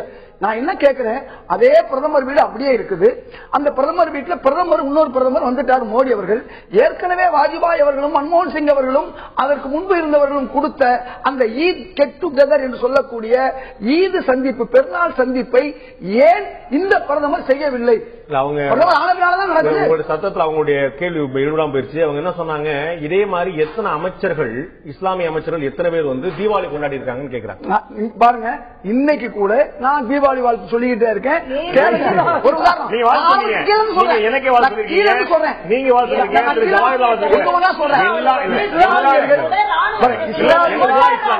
எனக்கு தெரிந்த எல்லா இஸ்லாமிய சகோதரரும் எனக்கு வாழ்த்து பரிமாறி இருக்கிறாங்க. இல்ல சொல்ல நான் சொல்ல அவங்க சொல்றது கொண்டாடுவது. அமைச்சர்களோ பிரதமரோ முதலமைச்சரோ அவங்க தனிப்பட்ட முறையில் அவங்க தீபாவளி கொண்டாடட்டும், கிறிஸ்துமஸ் கொண்டாடட்டும், பிரச்சனை இல்லை. தனிப்பட்ட முறையில் இல்ல சொல்றேன். ஆனால் அமைச்சர்கள் என்கிற போதாவில் அவங்க இந்த மாதிரி எல்லா மத சடங்குகளையும் கொண்டாடுவது என்பது நம்முடைய அரசியல் சட்டத்துக்கு விரோதமானது.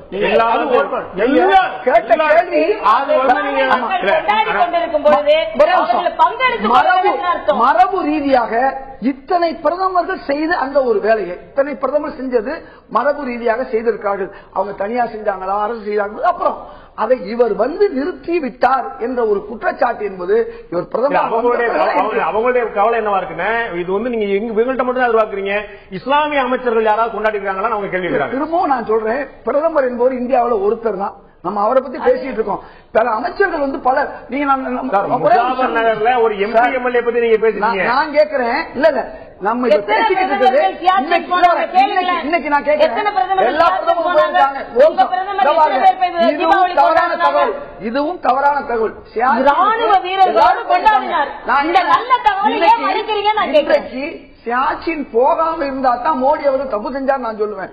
ஒரு பிரதமர் காஷ்மீர் பிரச்சனை இவ்வளவு குளறுபடிக்கு பின்னால 2 பேரும் செத்து போனதுக்கு ஊடகங்கள் மூலமாக மிகப்பெரிய காங்கிரசுக்கு எதிரான பேச்சை பேசியவர்கள் இன்னைக்கு பல பேர் இறந்த பின்னால எதை சொல்றீங்க?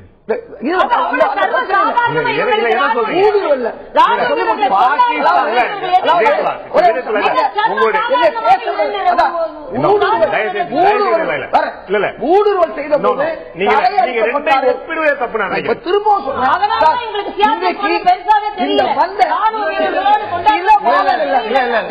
வந்த சில மாதங்கள்ல இத்தனை இந்தியர்கள் இறந்து போயிருக்காங்களே, இப்படிப்பட்ட நிலையிலும் இதுவரை அவர் போகாம இருந்த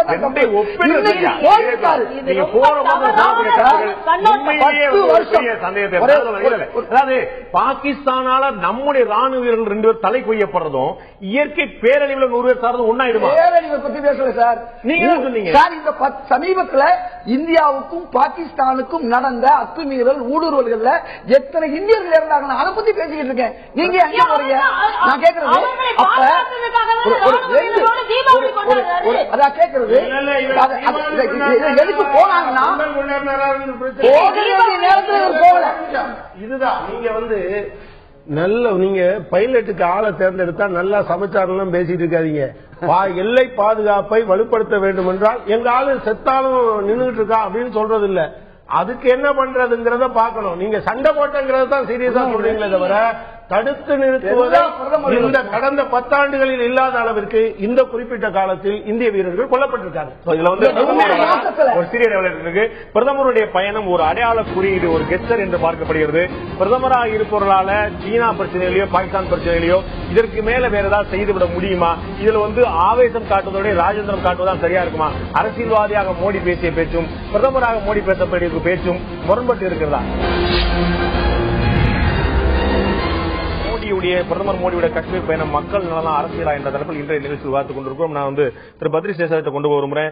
இடையில பேசுனது போல பிரதமர் சியாச்சினுக்கு போறதோ, அங்க இருக்கக்கூடிய ராணுவ வீரர்களுடன் விருந்து பண்றதோ, அவங்களுக்கு தீபாவளி கிஃப்ட் கொடுக்கறதோ நிச்சயமா ஒரு கெஸ்டர் தான், ஒரு அடையாள குறியீடு தான். திருவள்ளுவர் சிலையை குமரியில் திறந்த மாதிரி. அதற்கு தாண்டி இந்த பிரச்சனையில ஏதாவது ஒரு விஷயம் நம்ம செய்ய முடியுமா? இதுல எப்படி நம்ம அவங்க பாகிஸ்தானுக்கோ ஒரு அச்சுறுத்தல் கொடுக்க முடியாவோ, இல்ல காஷ்மீர் மக்களுக்கு ஒரு ஆறுதல் கொடுக்க முடியாவோ, வேற என்ன மாதிரி செஞ்சிருக்க முடியும்னு நினைக்கிறீங்க? இங்க இந்த கரண்ட் சிச்சுவேஷன் எடுத்துக்கிட்டீங்கனாலே இந்தியாவுக்கும் பாகிஸ்தானுக்கும் இடையில அந்த எல்லையில கடுமையான ஒரு போர்னு சொல்லாத ஒரு தாக்குதல் நடந்துட்டு இருக்கு. இந்த நேரத்துல பாகிஸ்தான் கடுமையான பொருளாதார நெருக்கடியில இருக்கு. இன்னைக்கு அவங்களுடைய பேலன்ஸ் ஆஃப் பேமெண்ட் கிரைசிஸ் ரொம்ப எக்ஸ்ட்ரீமா இருக்கு. இதை நம்ம அதிகமாக இந்தியாவில் அதை பார்க்கறது கிடையாது. அவர்கள் மேற்கொண்டு கடன் வாங்கி, டாலர் கடன் வாங்கி அப்படிதான் அவங்களுடைய இம்போர்ட்ஸ் எல்லாத்தையும் மேனேஜ் பண்ணக்கூடிய ரொம்ப நெருக்கடியான ஒரு நிலையில இருக்காங்க. அதை தவிர அவர்களுக்கு அரசியல் நிலையில கடுமையான நெருக்கடி இருக்கு. இம்ரான்கானும் இன்னொருத்தரும் இந்த ஆட்சி கலைக்கணும் அப்படிங்கிறதுக்காக போராடிட்டு இருக்காங்க.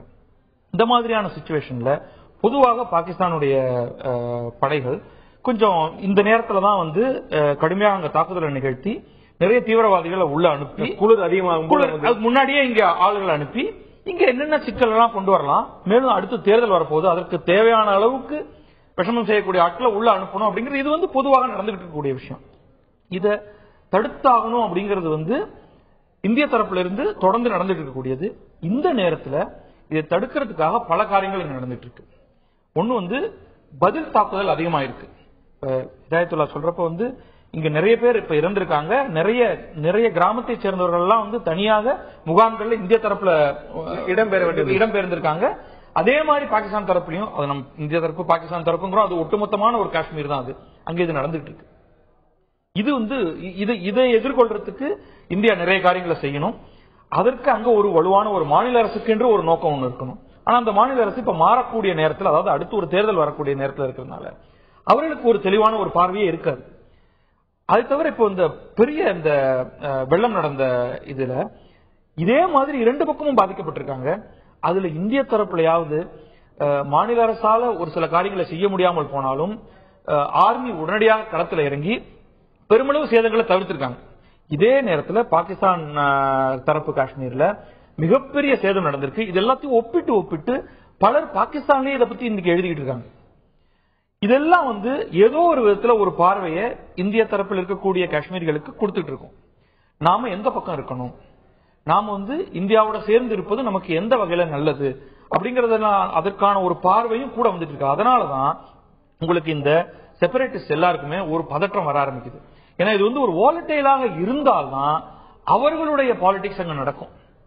அது நடக்க விடாமல் ஏதோ ஒரு வகையில நீங்க வந்து சாதாரண இந்து முஸ்லீம் பிரச்சனை அல்லது மோடியுடைய தரப்பு அப்படிங்கறதெல்லாம் தாண்டி காஷ்மீர் இந்தியாவுடன் சேர்ந்து இருப்பது, காஷ்மீர் தனியாக போவது, இது மாதிரியான பல தரப்புகளை பார்க்கும் பொழுது இன்றைக்கு நடந்து கொண்டிருக்கக்கூடிய நிகழ்வுகளை ஒரு காஷ்மீரி தனியாக உட்கார்ந்து யோசித்தார்னா நிச்சயமாக இந்தியாவோடு சேர்ந்து இருப்பதும் அதன் மூலமாக கிடைக்கக்கூடிய அந்த பெரிய பொருளாதார பலனை அனுபவிப்பதும் ஒரு வசதியான ஒரு வாழ்க்கையை வாழ்வதும் அவசியம் என்று நினைப்பதைத்தான் அவர் இன்றைக்கு பார்ப்பார்.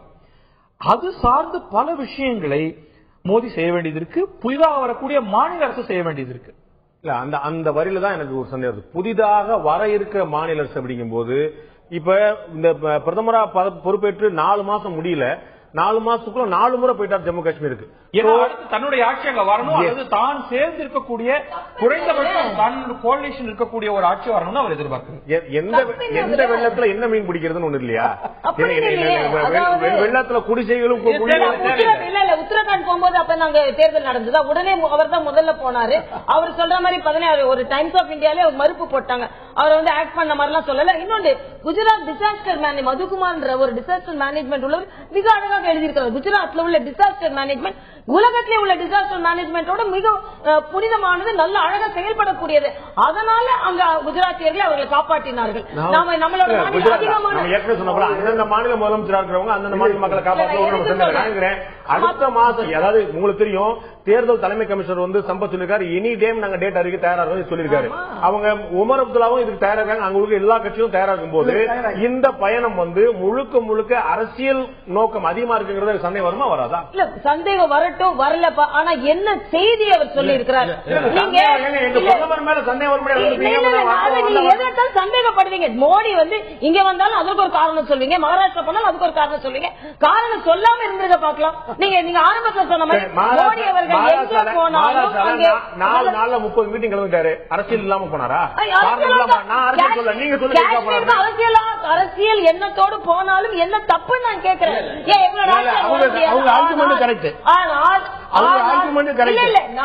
ஒரு பிரதமராக இருந்தாலும் அவர் ஒரு கட்சியினுடைய தலைவர் என்கிற முறையில் இப்ப நானா இருந்தாலும் தேர்தல் அறிவித்த பிறகு காஷ்மீர்லயே குடியிருங்க, உங்களை யார் கேட்கிறா? காஷ்மீர்லயே குடியிருங்க. அச்சுறுத்தல் இருந்த பிறகு ஒரு பிரதமர் அங்கே போய் ராணுவ வீரர்களோடு கொண்டாடுவதை நீங்கள் அரசியலாக்கத்தான் ஒரு விஷயம் கிளியர் பண்ணிடுறேன். இப்ப நம்ம பேசிட்டு இருக்கிறது பிரதமர் மோடியை பற்றியா, பாஜகவுடைய முகமா இருக்கக்கூடிய மோடி பற்றியா? தமிழ்நாட்டிலையும் மகாராஷ்டிராலையும் தேர்தல் காலங்கள்ல இப்பயும் கூட பிரதமர் அங்க 10 நாள் சுத்தி இருந்தார், யாருமே கேட்கலையே. அது அவருடைய உரிமை. நான் மறுக்கல. ஆனால் பிரதமராக இருந்து கொண்டு மத்திய அரசு விஷயங்களை தன்னுடைய கட்சிக்கு ஆதாயமாக மாற்றக்கூடிய முயற்சி இருந்தார். அதிகமாக பிரச்சனை இருக்கிற மாநிலம் எது இந்தியாவிலே? அதிகமாக பிரச்சனை இருக்கிற மாநிலம் எது? ஆக ஒரு பிரதமர் ஒரு பிரச்சனை இருக்கிற மாநிலத்தில் நம்மோடு மக்கள் நம்மோடு இருக்க வேண்டும் என்று நினைத்து அதிகமாக உங்கள் மீது நான் அக்கறை செலுத்துகிறேன் என்று அங்கே போனால் என்ன தவறு?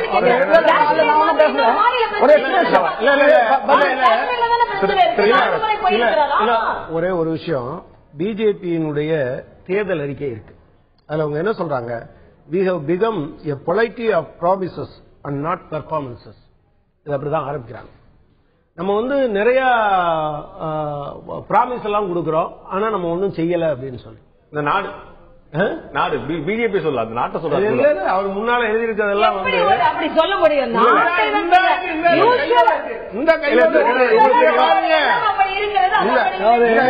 வழக்கம் போல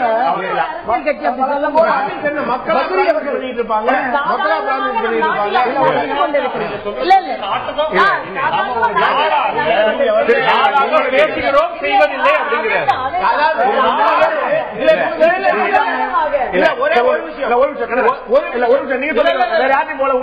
அடுத்த 2 வரையும் படிங்க. இல்ல அடுத்த 2 வரையும் படிங்க. We represent a economy of deficits.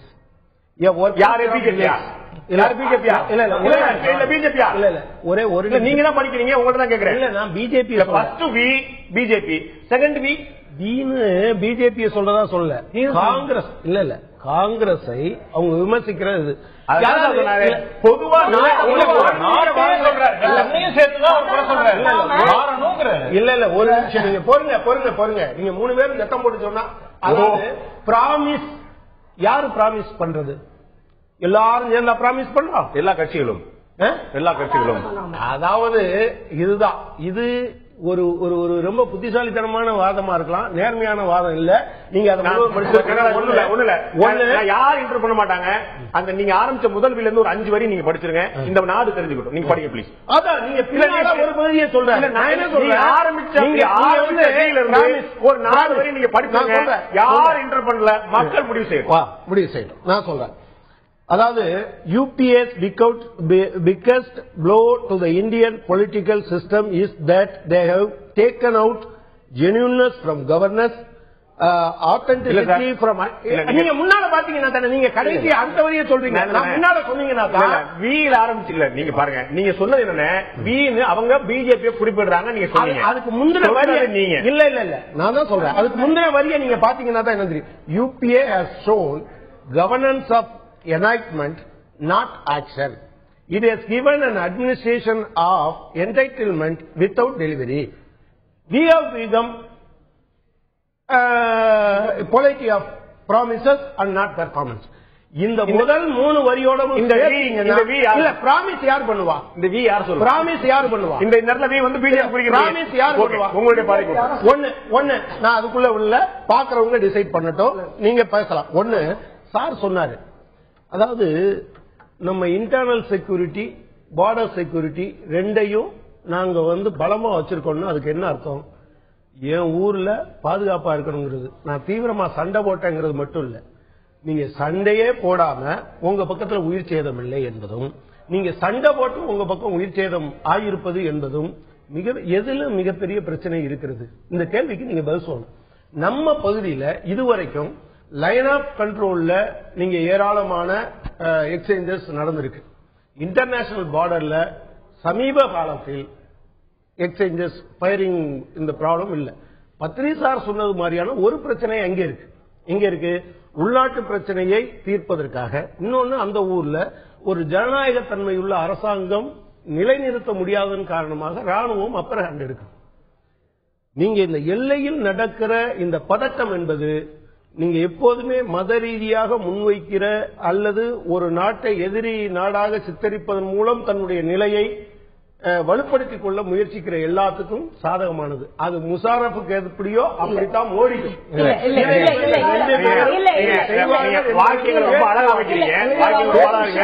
ஒரு நாட்டை எதிரி நாடாக சித்தரிக்கிற முயற்சியில் இருக்கக்கூடிய எல்லாரும் பாகிஸ்தான் வந்து எதிரி நாடுன்னு உங்களுக்கு உடன்பாடு இல்லையா? எதுல பின்னாடி சைனாவை சொல்லிடுவாங்களோ?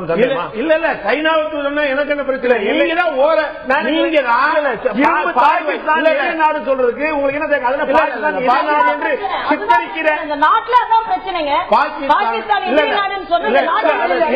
சொல்ல மாட்டாங்க. பாகிஸ்தான் சொன்னீங்க. இல்ல நான் என்ன சொல்றேன், பாகிஸ்தான் எதிரி நாடாக சித்தரிக்கிற அதான் பாகிஸ்தான் எதிரி நாடு என்று நான் சொல்ல மாட்டேன். அந்த நாட்டினுடைய ராணுவம் அந்த நாட்டில் உள்ள அரசியல்வாதிகள் பண்ணியிருக்காங்க. என்னை பொறுத்தளவு இல்ல இல்ல அந்த மக்கள் நம்மோடு இணைக்க தயாரா எனக்கு கொஞ்சம் வாய்ப்பு சொன்னீங்க. நான் எதிரி நாடு என்று பாகிஸ்தான சொல்ல மாட்டேன். நான் சொல்ல மாட்டேன். தமிழ்நாட்டில் இலங்கை பிரச்சனைகள் பேசக்கூடிய அத்தனை பேருமே இலங்கை அரசையும் இலங்கை மக்களை ஒட்டுமொத்த அங்க கூட தமிழர்கள் சேர்க்கலையா? ஒட்டுமொத்த இலங்கை தான் எடுத்துட்டு போனோம். இலங்கையில தமிழர்கள் தான் எடுத்துட்டு போனோம். இலங்கைய இலங்கைன்னா ஒரு அடையாள குறியீடு இலங்கைன்னு சொல்றோம். அங்க இருக்கக்கூடிய ராணுவம் அங்க இருக்கக்கூடிய அதிபர் ராஜபக்சே மட்டும் அப்படியே சொல்ல முடியும். நம்ம இல்ல இல்ல நான் சொல்ல வரேன். அந்த பிரச்சனையில இப்ப இந்த முன்னால உட்கார்ந்து இருக்காங்க. நான் இதே இடத்துல நாங்க 2 பேருமே உட்கார்ந்து பேசியிருக்கோம். ஏதோ அடுத்த நாள் இலங்கையில போய் ராஜபக்சேவை கையை பிடிச்சி இழுத்துட்டு வந்துடுற மாதிரி எல்லாம் பேசியிருக்காங்க. நான் அப்பவும் சொல்லியிருக்கேன், இலங்கை தமிழ்நாடு பாஜக இந்த பாஜக ஆட்சிக்கு வந்த பாஜக ஆட்சிக்கு வராத பாஜக அவங்க பேசியிருக்காங்க. அப்பவும் ஊரே கொந்தளிக்கிற போது கூட நாங்கள் எது சரி என்பதை இலங்கை பிரச்சனையிலும் சொன்னோம். அது பாகிஸ்தான் பிரச்சனையா இருந்தாலும் சொல்லுவோம். கடைசியா பேச்சுவார்த்தை மட்டும்தான் உங்களுக்கு தீர்க்கும். நீங்க பேச்சுவார்த்தையை இந்த காலத்தில் கைவிட்டது என்பது மிகப்பெரிய பிரச்சனை. எல்லா காலத்திலும் பேச்சுவார்த்தை நடந்து கொண்டு இருந்திருக்கிறது. வாஜ்பாய் இருக்கிற போது சொன்னார், நீங்க நண்பர்களை யாருன்னு நீங்க முடிவு பண்ணலாம், அண்டை நாடு எதுன்னு நீங்க முடிவு பண்றதுக்கான வாய்ப்பு இல்லைன்னு. அதனாலதான் அவரு இங்க இருந்து பிரயாணம் போனார். இவர்கள் கொஞ்ச நாள் கழிச்சு கட்டுப்பாங்க. அவங்க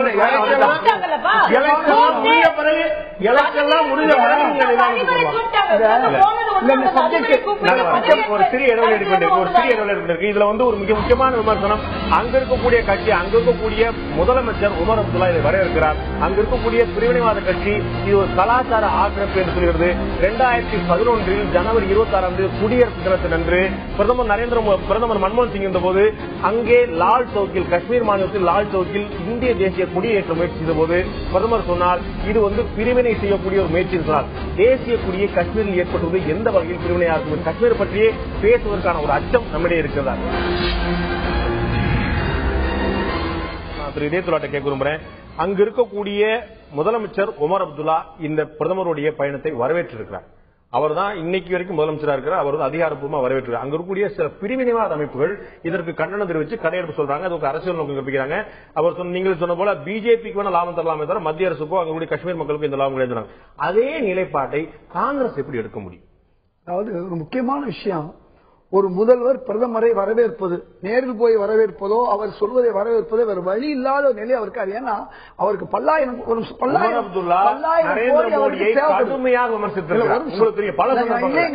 இன்றைக்கு ஒரு இக்கட்டில் இருக்கக்கூடிய ஒரு முதல்வர், அவருக்கு அந்த மாநிலத்தை சீர் செய்ய வேண்டிய நிலைமையில இருக்கக்கூடியவர். இது ஒரு புறம் இருந்தாலும் சகோதரர் பத்ரி சில விஷயங்களை தெளிவாக சொன்னார். இன்னைக்கு மோடி அவர்கள் இன்னும் சிறப்பாக காஷ்மீர் விஷயத்திலும் பாகிஸ்தானுடைய பேச்சுவார்த்தையிலும் இருக்க வேண்டிய ஒரு நிலைப்பாட்டில இருக்கிறார். அதுல ரொம்ப முக்கியமான விஷயம்னா, நீண்ட நெடுகு நாட்களாக காஷ்மீரிகள் நம்மோடு ஒட்டாதவர்களாகவே இருந்தார்கள். நம்மோட இருக்கும் போது காங்கிரஸ் ஆட்சி இருக்கும் பொழுது அந்த நிலைமை இருந்துச்சு. தீவிரவாதிகளுடைய ஆதிக்கமும் அதிகமா இருந்துச்சு. நாம அவர்கள்ட்ட நல்ல எண்ணத்தை விதைத்து அவர்களுக்கு அதிகமாக இதை அவங்களுக்கு உதவிகள் செய்து அவர்களை பல்வேறு வகையிலும் நாம கொஞ்சம் கொஞ்சமா முழுமையாக இந்தியனைசேஷனா கொண்டு வந்திருக்கோம். இப்படிப்பட்ட ஒரு நிலையில மீண்டும் தீவிரவாத குழுக்களுக்கு நாம் வாய்ப்பு கொடுப்பது போன்று பாரதிய ஜனதாவும் அல்லது பிரதமர் மோடி அவர்களும் செய்துவிடக் கூடாது என்ற ஒரு எண்ணமும் இன்னைக்கு அந்த மக்கள் மத்தியில் வந்திருக்கு. என்ன செய்தார் இப்படி செய்வது சின்ன விஷயம். இன்றைக்கு அந்த திரு முஷரப் அவர்கள் வாஜ்பாயோட நெருக்கமாகவும் இருந்தாரு, சண்டையும் போட்டு வரவேற்பு கொடுத்தாரு. உண்மையை சொல்லணும். அவரு இன்னைக்கு என்ன சொல்றாரு, ஒரு விஷயத்த சொல்றாரு, திரு மோடி அவர்களுக்கு பாகிஸ்தான் மீது மட்டுமல்ல முஸ்லிம்கள் மேலும் எதிர்ப்பு எண்ணம் உள்ளவர் என்று சொல்றதுக்கு என்ன காரணம்? நீங்க சொல்லுங்க. நீங்க சொல்லுங்க. முஷரப் பிரதமர் மோடி வந்து முஸ்லிம் இல்ல வரேன். பிரதமர் மோடி வந்து முஸ்லிமுக்கு எதிராக இருக்கல, நம்ம அப்புறம் விவாதிப்போம். முஷரப் நல்லவரா, அவருடைய கருத்தை ஏற்றுக்கொள்ள முடியும். ஒரே ஒரு அதை மட்டும் சொல்லுங்க. பாகிஸ்தான்ல இருக்கக்கூடிய எந்த அரசியல்வாதியும் நமக்கு நல்லவர்கள் இல்லை. அவர் சொல்லக்கூடிய கருத்து சரியா இருக்குமா? அதை எடுக்கலாமா? ஒரே ஒரு நிமிஷம் இல்ல, அதை கையாளலாமா? நீங்க ஒரே நிமிஷம், நான் காரணம் சொல்ல வரேன். என்ன காரணம் இல்ல, அந்த காரணத்தை சொல்லி முடிச்சுக்கிறேன். நான் சொல்ல வரது கொஞ்சம் மக்கள்கிட்ட போகணும் இல்லையா? இல்ல நீங்க வேற மாதிரி கொண்டு வந்து பயமா இருக்கு. முஷரப்பை கோட் பண்ணி ஒரு விஷயம் சொல்லுவீங்க. என்ன சொல்றேன்? ஒரே மோசம் அரசியல் தலைவர் சொல்லி முடிச்சுக்கிறேன். நான் வந்த செய்திகளை பூரா உங்கள்ட்ட சொல்லிட்டு நான் கருத்துக்குள்ள போனேன். என்ன கருத்து? செய்தி இல்லாத செய்தி நான் சொல்லல. என்ன கருத்துன்னு சொன்னா, இதற்கு முன் இருந்த பிரதமர்கள் வாஜ்பாய் உள்பட பாகிஸ்தானுடைய தூதுவோ அல்லது பாகிஸ்தானுடைய பேச்சுவார்த்தையை நடப்பதற்கு முன்பதாக காஷ்மீருடைய அந்த குழுக்களோடு பேசுவது வழக்கம். இப்பொழுது அது தடைபட்ட பிறகு, திரு மோடி அவர்கள் மீது உள்ள கோபம் வந்த பிறகு, இன்றைக்கு இந்த பிரச்சனை, காஷ்மீர் பிரச்சனை கொஞ்சம் கொஞ்சமாக பழைய நிலைக்கு திரும்பிவிடும் பயம் நமக்கு ஏற்பட்டிருக்கு. அது மட்டுமல்ல, இந்த 3 மாசத்துல 10 ஆண்டுகள்ல இல்லாத ஒரு போர் நடந்திருக்கு. இப்ப நமக்கு பாகிஸ்தான் தூதர் வந்து பிரிவினைவாத தலைவரோட பேசும்போது இவங்க வந்து எச்சரிக்கிறாங்க, மத்திய அரசு வந்து இல்ல பேசாதீங்க சொல்றாங்க. அதன் மீறி தொடர்ந்து பேசுறாரு. இனிமே உங்கள்கிட்ட பேசல அர்த்தம் சொல்றாங்க. கேட்கிறேன், ஏற்கனவே இந்த அப்பாயின்மெண்ட் நீங்க கொடுத்த உடனே அவர்களும் கொடுத்துட்டாங்க. புதுசா அப்பாயின்மெண்ட் கொடுக்கல, அன்றைய தினத்துல கொடுக்கல. கொஞ்சம் சிந்திக்கணும். நம்ம எப்ப வந்து ரெண்டு தரப்பும் பேச போறாங்க, தேதியை சொன்ன பிறகு ஏற்கனவே இவர்களுக்கும் அப்பாயின்மெண்ட் கொடுக்கப்பட்டு விட்டது. அதுக்கு என்ன சொல்லியிருக்கலாம்? புத்திசாலித்தனமாக என்ன சொல்லியிருக்கலாம் சொன்னா, இனிமேல் பேசும்போது நீங்கள் எதிர்காலத்தில் இந்தியாவோட அவர் சொல்றது, அதாவது சார், நீங்க வந்து பாகிஸ்தானோட இப்பவும் ராஜ்ய ரீதியான உறவுகளை வச்சிருக்கீங்க. உங்க தூதரகம் அங்க இருக்கு, அவங்க தூதரகம் இங்க இருக்கு. ரெண்டாவது, ஒரு 2 நாட்டுக்கு இடையிலான உறவை பொறுத்த மட்டில் எல்லா காலத்திலும் அறிவிக்கப்பட்ட அறிவிக்கப்படாத லெவல்கள்ல பேச்சுவார்த்தை நடந்து கொண்டே இருக்கும். நீங்க வந்து கடந்த காலத்துல பிஜேபி அப்படி சொன்னாங்க. நான் இப்ப உங்கள்ட்ட சொல்ல விரும்புறேன், எதிர்காலத்தில் இப்படி, அதாவது நீங்களே சொல்றீங்க அது ஒரு பிராஜிலா இருக்கு, அந்த நாட்டினுடைய ஜனநாயகம் உடைந்து துண்டாக இருக்கிறது என்று. எனவே இந்த பேச்சுவார்த்தை நடைபெறக்கூடாது என்று நினைக்கிற ஒரு பகுதியும் அங்கே இருக்கக்கூடும். அப்ப நீங்க அதுக்கு இடம் கொடுக்க கூடாது. இதை தாண்டி நீங்க பேச்சுவார்த்தையை நடத்தி இருக்க வேண்டும் என்பதுதான் அதுல இருக்கக்கூடிய முக்கியமான விஷயமே தவிர, தமிழிசை அவர்கள் நாங்க ஸ்ட்ராங் 56 இன்ச் சொல்லட்டும், ஆனா கொஞ்ச நாள் கழிச்சு இவங்களே அதை கட்டாயம் கடைபிடிக்க வேண்டியது. அணுகுமுறையை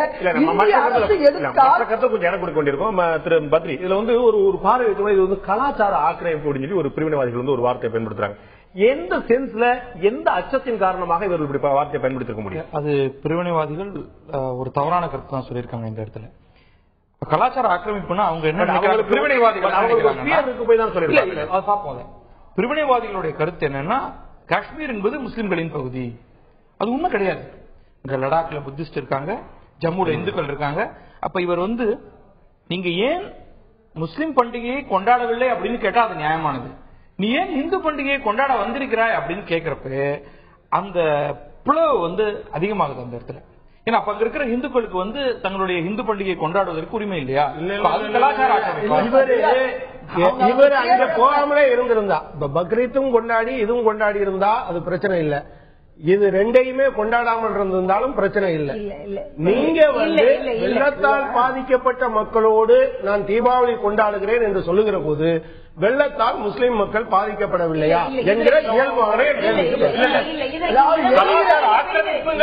இல்ல. நீங்க அத அடுத்த விஷயத்துக்கு நம்ம போவோம். முதல்ல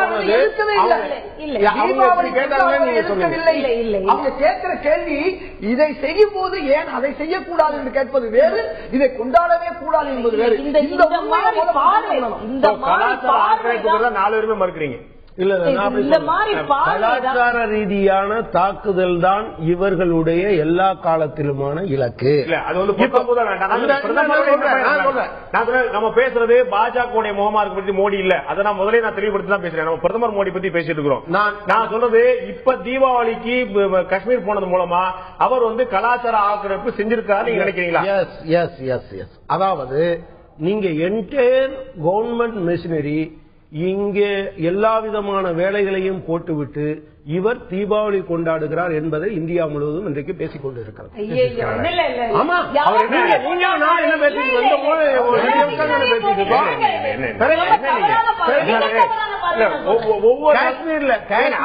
அமெரிக்காவுடைய அதிபர் லீவ் போட்டுட்டு பொண்டாட்டியோட ஷாப்பிங் போயிருக்காரு. பாத்தியா ஈராக்ல வார் நடந்துட்டு ஆப்கானிஸ்தான் பிரச்சனை நடந்துட்டு டீ முடிச்சிட்டு இருக்காங்க, காபி முடிச்சுதான் சொல்லுவீங்களா?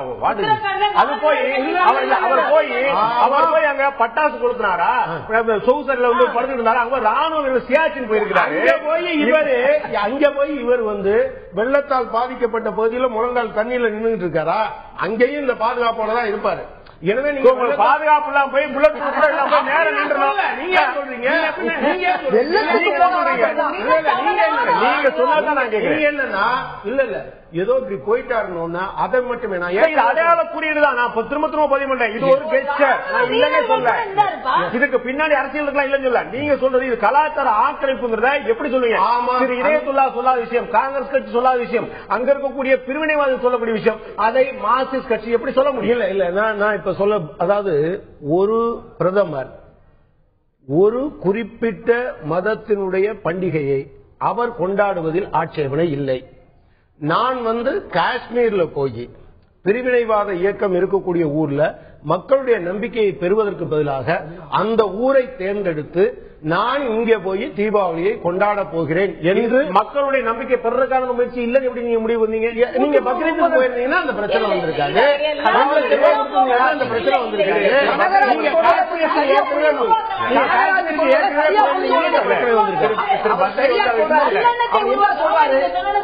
மோடி அவர்கள் எல்லா மக்களுக்கும் பொதுவானவர்.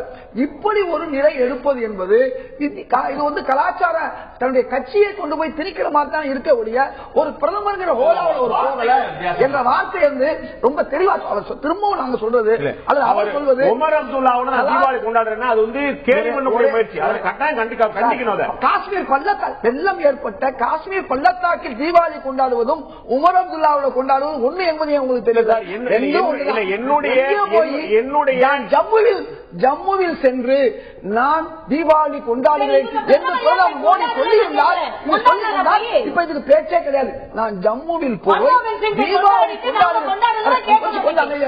தீபாவளி கொண்டாடுகிறேன் என்று சொல்லி இருந்தால் எந்த பேச்சும் இல்லை, எந்த பிரச்சனையும் இல்லை.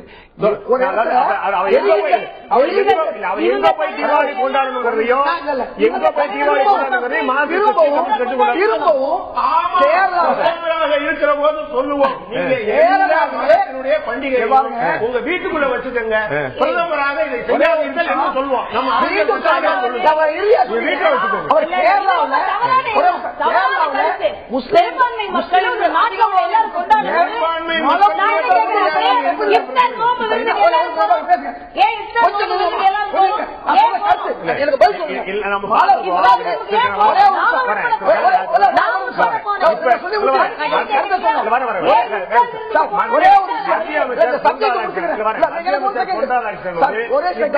இப்ப கலந்துகிட்டாரு, இவங்க மாநிலத்தில் கலந்துகிட்டு இருந்தாங்க. இப்பவும் இவங்க இந்து மதத்தை தூக்கி பிடிக்கிறவங்க நமக்கு தெரியும். இவர்கள் இதுதான் போனாங்க. இந்த மாதிரி அவர் போறாரு போல மத்திய அமைச்சர் தானே.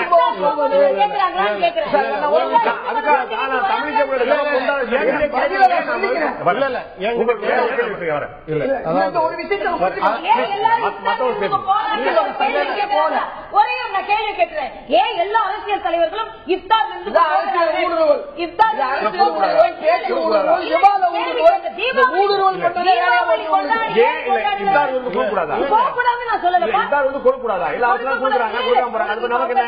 கொடுப்பது தவறு நான் சொல்லல. கேள்வி கேட்டார்களா? நான் கொடுப்பது தவறு. நீங்க தீபாவளியை கொண்டாடுறேன்னு கேட்கறீங்களே, அவங்க தீபாவளி கொண்டாடுற பத்தி தமிழிசை சவுந்தரராஜன் கேள்வி கேட்கல, இந்த நாட்டுடைய பிரதமரை கேள்வி கேட்கிறார். தமிழிசை சவுந்தரராஜன் ரம்ஜான் கேள்வி கேட்டு முடிச்சேன். இந்த மாநிலத்தை ஒரு முதலமைச்சர் போய் இஃப்தார் நோன்புக்கு போறாங்க. இவங்க இப்ப கேக்குறாங்கல்ல, உங்கள் பண்டிகை என்றால் நீங்கள் வீட்டிற்குள்ளே வைத்துக் கொள்ளுங்கள், ஏன் நீங்கள் வெளிப்படையாக கொண்டாடுகிறீர்கள் தீபாவளி என்று கேட்டாங்க. மத்த மதத்தை சார்ந்து ஏன் கேட்கல? என்னை பொறுத்த மட்டும் தமிழிசை அல்ல, இந்துக்களை அல்ல. முதலமைச்சர் நான் ஒன்னே கேட்கிறேன், பிரதமரா விட்டுங்க. தமிழக முதலமைச்சர்கள்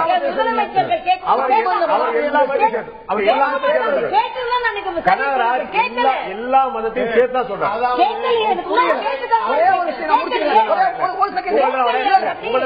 வேற ஒரு கேள்வி கேட்க விரும்புறேன். 2011 இந்த நாட்டுடைய பிரதமராக திரு மன்மோகன் சிங் இருந்தபோது பாஜக சார்பில் 3 இடங்கள்ல போய் திரங்கா யாத்திரை சொல்லிட்டு அவங்க வந்து ஜம்மு காஷ்மீர்ல லால் சவுக்ல நான் குடியேற்ற போறேன், தேசிய குடியேற்ற போறேன்னு சொன்னாங்க. பாஜக குடியேறல, தேசிய குடியேற்ற போறேன்னு சொன்னாங்க. அப்போ பிரதமராக இருந்த திரு மன்மோகன் சிங் சொல்றார், பிரிவினையை தூண்டும்படியான விஷயங்கள்ல அரசியல் கட்சியில் ஈடுபடக்கூடாதுன்னு சொல்றார். எனக்கு தெரிஞ்சுக்க வேண்டிய விருப்பம் இது வந்து நம்ம வந்து இப்ப பிரதமராக இருக்கக்கூடிய மோடி மேல ஒரு விமர்சனம் வைக்கிறோம். ஏற்கனவே பிரதமர் திரு மன்மோகன் சிங் தேசிய கொடியை ஜம்மு காஷ்மீர் ஏற்றுவதன் மூலம் எந்தவித பிரிவினை தூண்டப்படுது. நான் ரொம்ப நீண்ட நேரமா சொன்னேன், திரும்பவும் சொல்றேன். இதே உமா பாரதி அவர்கள் ஈத்கா மைதானம் என்று சொல்லக்கூடிய முஸ்லீம்கள் தொழுகை கூடத்துல போய் நான் சுதந்திர முஸ்லீம்கள் தொழுகை நடத்தக்கூடிய தொழுகை நடத்தக்கூடிய திரும்பவும் அது பொது மைதானமான அக்ரிமெண்ட் தான் நம்ம பார்க்கணும். அது சொல்ல வரல, நான் சொல்லி முடிக்கிறேன். ஒரே ஒரு நிமிஷம் நான் சொல்லி அனுமதிக்க முடியாது. உமா பாரதி கைது செய்யப்பட்டார்கள். இதே நீதிபதி புன்ஹா அவர்கள் அவருக்கு எதிராக தண்டனை கொடுத்தார்கள். ஒரே ஒரு விஷயம் தண்டனை கொடுக்கல, கரெக்டா பதிவு பண்ணுங்க. இந்த வழக்குல எப்படி தொடர்புடா தெரியுமா உங்களுக்கு? தவறான இந்த வழக்கை வாபஸ் வாங்க பாஜக அரசு முயற்சித்தது. அப்படி வாபஸ் வாங்க அனுமதிக்க முடியாதுன்னு குன்ஹா சொன்னார். நீங்க தவறான முக்கியமான விஷயம் என்னன்னா,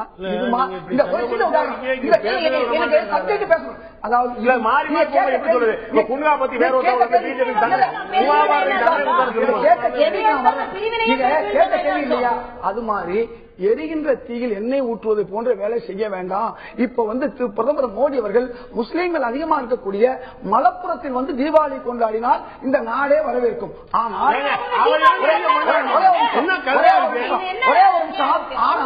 அவர் போய் வெள்ளத்தால் பாதிக்கப்பட்டு இருக்கக்கூடிய அந்த மக்கள்கிட்ட போய் நான் கொண்டாட வருகிறேன் என்று சொல்வதை விட உங்கள் வெள்ள சேதங்களை பார்க்க வருகிறேன், உங்களுக்கு நிவாரணம் கொடுக்க வருகிறேன் என்று சொல்வது இது வேறு.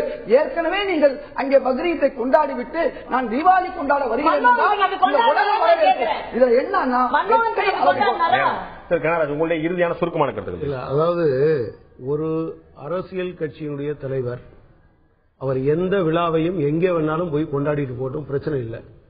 பிரதமரோ நீங்க கூட சொன்னீங்க, அதுல தமிழிசை அவர்கள் அதை கொண்டாடட்டும், எனக்கு ஆட்சேபம் கிடையாது. ஆனால் பிரதமராக அமைச்சராக இருக்கிறவர்கள் அவங்க இந்த அரசியல் சட்டத்தின் அடிப்படையில் எடுத்திருக்காங்க, அவங்க பண்ணக்கூடாது. இன்னொன்னு நீங்க ஒண்ணு கேட்டீங்க, எங்க வேணாலும் கொடியேற்றினா அது என்ன பிரச்சனையா அப்படின்னு. யாருக்கு வேணாலும் இனிப்பு கொடுத்தா பிரச்சனையா? புரியல. யாருக்கு வேணாலும் இனிப்பு கொடுக்கறது ஒரு பிரச்சனையா? பிரச்சனை இல்லையா? பிரச்சனை இல்ல. சுகர் வந்தவனுக்கு இனிப்பு கொடுத்தா பிரச்சனை. நீங்க உங்களுக்கு தெரியக்கூடிய உங்களுக்கு இப்ப நீங்க பண்ணுங்க, நான் உங்ககிட்ட சொல்றேன், நீங்க கொஞ்சம் உணர்ச்சி வசப்படாம புரியல. இதுக்கு முன்னாலையும் சில விஷயங்களில் நீங்க பிஜேபி சொன்னதை நாம் இதே இங்க வந்து சொல்லும் போது இலங்கை பிரச்சனையிலையும் என்ன உங்களுக்கு எல்லாம் நீங்க எல்லாம் தமிழர் இல்லையா இப்படி எல்லாம் கேட்டிருக்கீங்க. நீங்க மரத்தமிழ நீங்க உங்களுக்கு துடிக்கலையா அப்படின்னு எது சரியோ அதை நான் சொல்றேன். சொன்னது போலதான் பதிவு செய்யப்படாத வார்த்தையில சொல்லாதீங்க. நீங்க சொல்றதா இருந்தா உங்களை சொல்ல இந்த அரங்கத்திற்கும் இது போன்ற அரங்கங்கள்ல இங்கேயே நீங்கள் தமிழர் இல்லையா உங்க ரத்தம் துடிக்கவில்லை கேட்கல.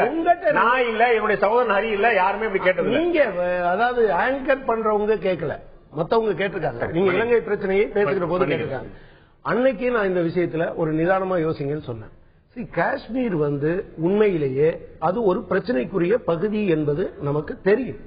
அந்த மக்களை வென்றெடுப்பதற்கான முயற்சியை செய்வதற்காக பதிலாக முரட்டுத்தனமான நடவடிக்கைகள் கூடாது என்பதிலிருந்துதான். நீங்க அதுல தேசிய கொடியை வச்சாலே முரட்டுத்தனமான நீங்க கேள்வி கேட்கல. நீங்க தான் கேட்கணும்.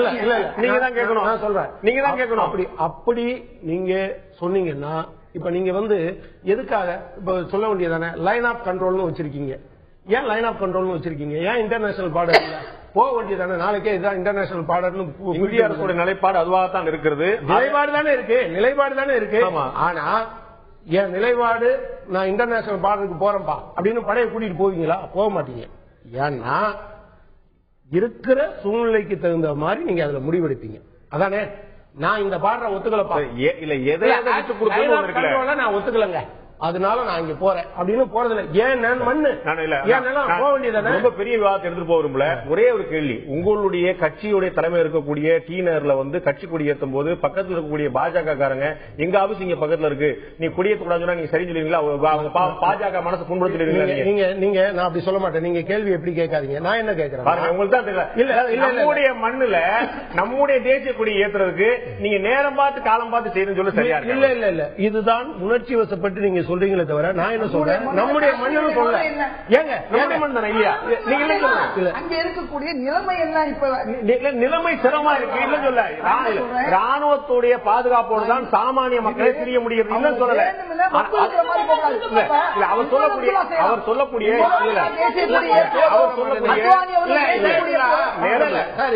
சார் நீங்க பேசுற போது யாரையும் பேச விட மாட்டேங்க, யாரும் பேசுற போதும் நீங்க குறுக்க வாங்குறீங்க. என் கருத்து சொல்ல விடுங்க, உங்க கருத்தை நீங்க சொல்லுங்க சார். உங்க கருத்தை ப்ராப்ளம் என்னன்னா நான் சொல்றது சில பகுதிகளில் இப்ப நீங்க அஸ்ஸாம்ல இந்திய நாய்களே வெளியேறுங்கன்னு எழுதி போட்டான், நடந்தது இல்ல.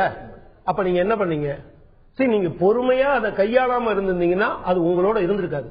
தமிழ்நாடு தனி தமிழ்நாடுன்னு கேட்டாங்க, பொறுமையா கையாளலைன்னா உங்களோட இருந்திருக்காது. நான் என்னுடைய பார்ட் என்னன்னு சொன்னா காஷ்மீர் என்னோடு இருக்க வேண்டும், அதனுடைய எந்த மண்ணையும் விட்டுக் கொடுக்க கூடாதுன்னு நான் நினைக்கிறேன். ஆனா காஷ்மீர் எக்கேடு கட்டு போனாலும் பரவாயில்ல, நான் வீரன் இப்ப காட்டுறதா எனக்கு முக்கியம்னு பிஜேபி நினைக்குது. இது ரெண்டுக்கும் அடிப்படையான வித்தியாசம். சுருக்கமான இறுதி இதுதான் நாங்க அமைதியை ஏற்படுத்துவதற்கு ஒரு கொண்டாட்டத்தின் போது, அதாவது நீங்க போருக்கு போ, எல்லாத்தையும் சண்டை போடு, நீங்க ரெண்டு சண்டை போடுங்க, அடிச்சுட்டு போங்க, அப்படி சொல்லல. அமைதியாக ஒரு கொண்டாட்டத்தை கொண்டாடி நீயும் நானும் ஒண்ணுதான் என்று சொல்லும் ஒரு அமைதியான ஒரு நல்ல வழியை இப்படியும் அரசியலாக்க முடியுமான்றதுதான் என்னோட கேள்வி. திரு பத்ரி, உங்களுடைய சுருக்கமான இறுதியான. அங்க இருக்கக்கூடிய அரசியல் கட்சிகள், பொதுமக்கள், முஸ்லிம்களும் சேர்த்து அவர்களுடைய பார்வை வேற, இந்த பிரிவினை சக்திகளுடைய பார்வை வேற. இந்த இடத்துல பிரிவினை சக்திகளை வென்றெடுக்க முடியும்னு எனக்கு தெரியல. அவர்களை ஒதுக்கி அவர்களுக்கு யாரும் ஆதரவு தராமல் செய்வதற்கான ஒரு வழிமுறையை செய்யணும். அதற்கு பிஜேபிக்கு ஓரளவுக்கு ஒரு பாலிசி இருக்கிற மாதிரி எனக்கு தெரியுது. நாளை அது எப்படி நடக்கும்னு தெரியல. பட் மோடி அது சார்ந்த ஒரு ஐடியா ஒண்ணு வச்சு கொஞ்சம் கொஞ்சமாக பிரிவினை சக்திகளை தனியாக ஒதுக்குவதற்கு என்ன செய்ய முடியும் அப்படின்னு பார்க்கிறான்னு தான் நான் நினைக்கிறேன். அதனாலதான் உமர் அப்துல்லாவும் அதற்கு ஆதரவு கொடுக்கிறார். உமர் அப்துல்லா ஆதரவு கொடுத்ததுக்கான காரணமா தான் உங்களுடைய பார்வையா இருக்கு. இது மக்களுடைய பார்வை என்ன? இதுல அரசியல் இருக்கிறதா, இல்லாட்டி மக்கள் நலன் இருக்கிறதா, இல்லாட்டி இயல்பான விஷயமா? மக்களுடைய பார்வை என்ன? இப்போது பார்க்கலாம்.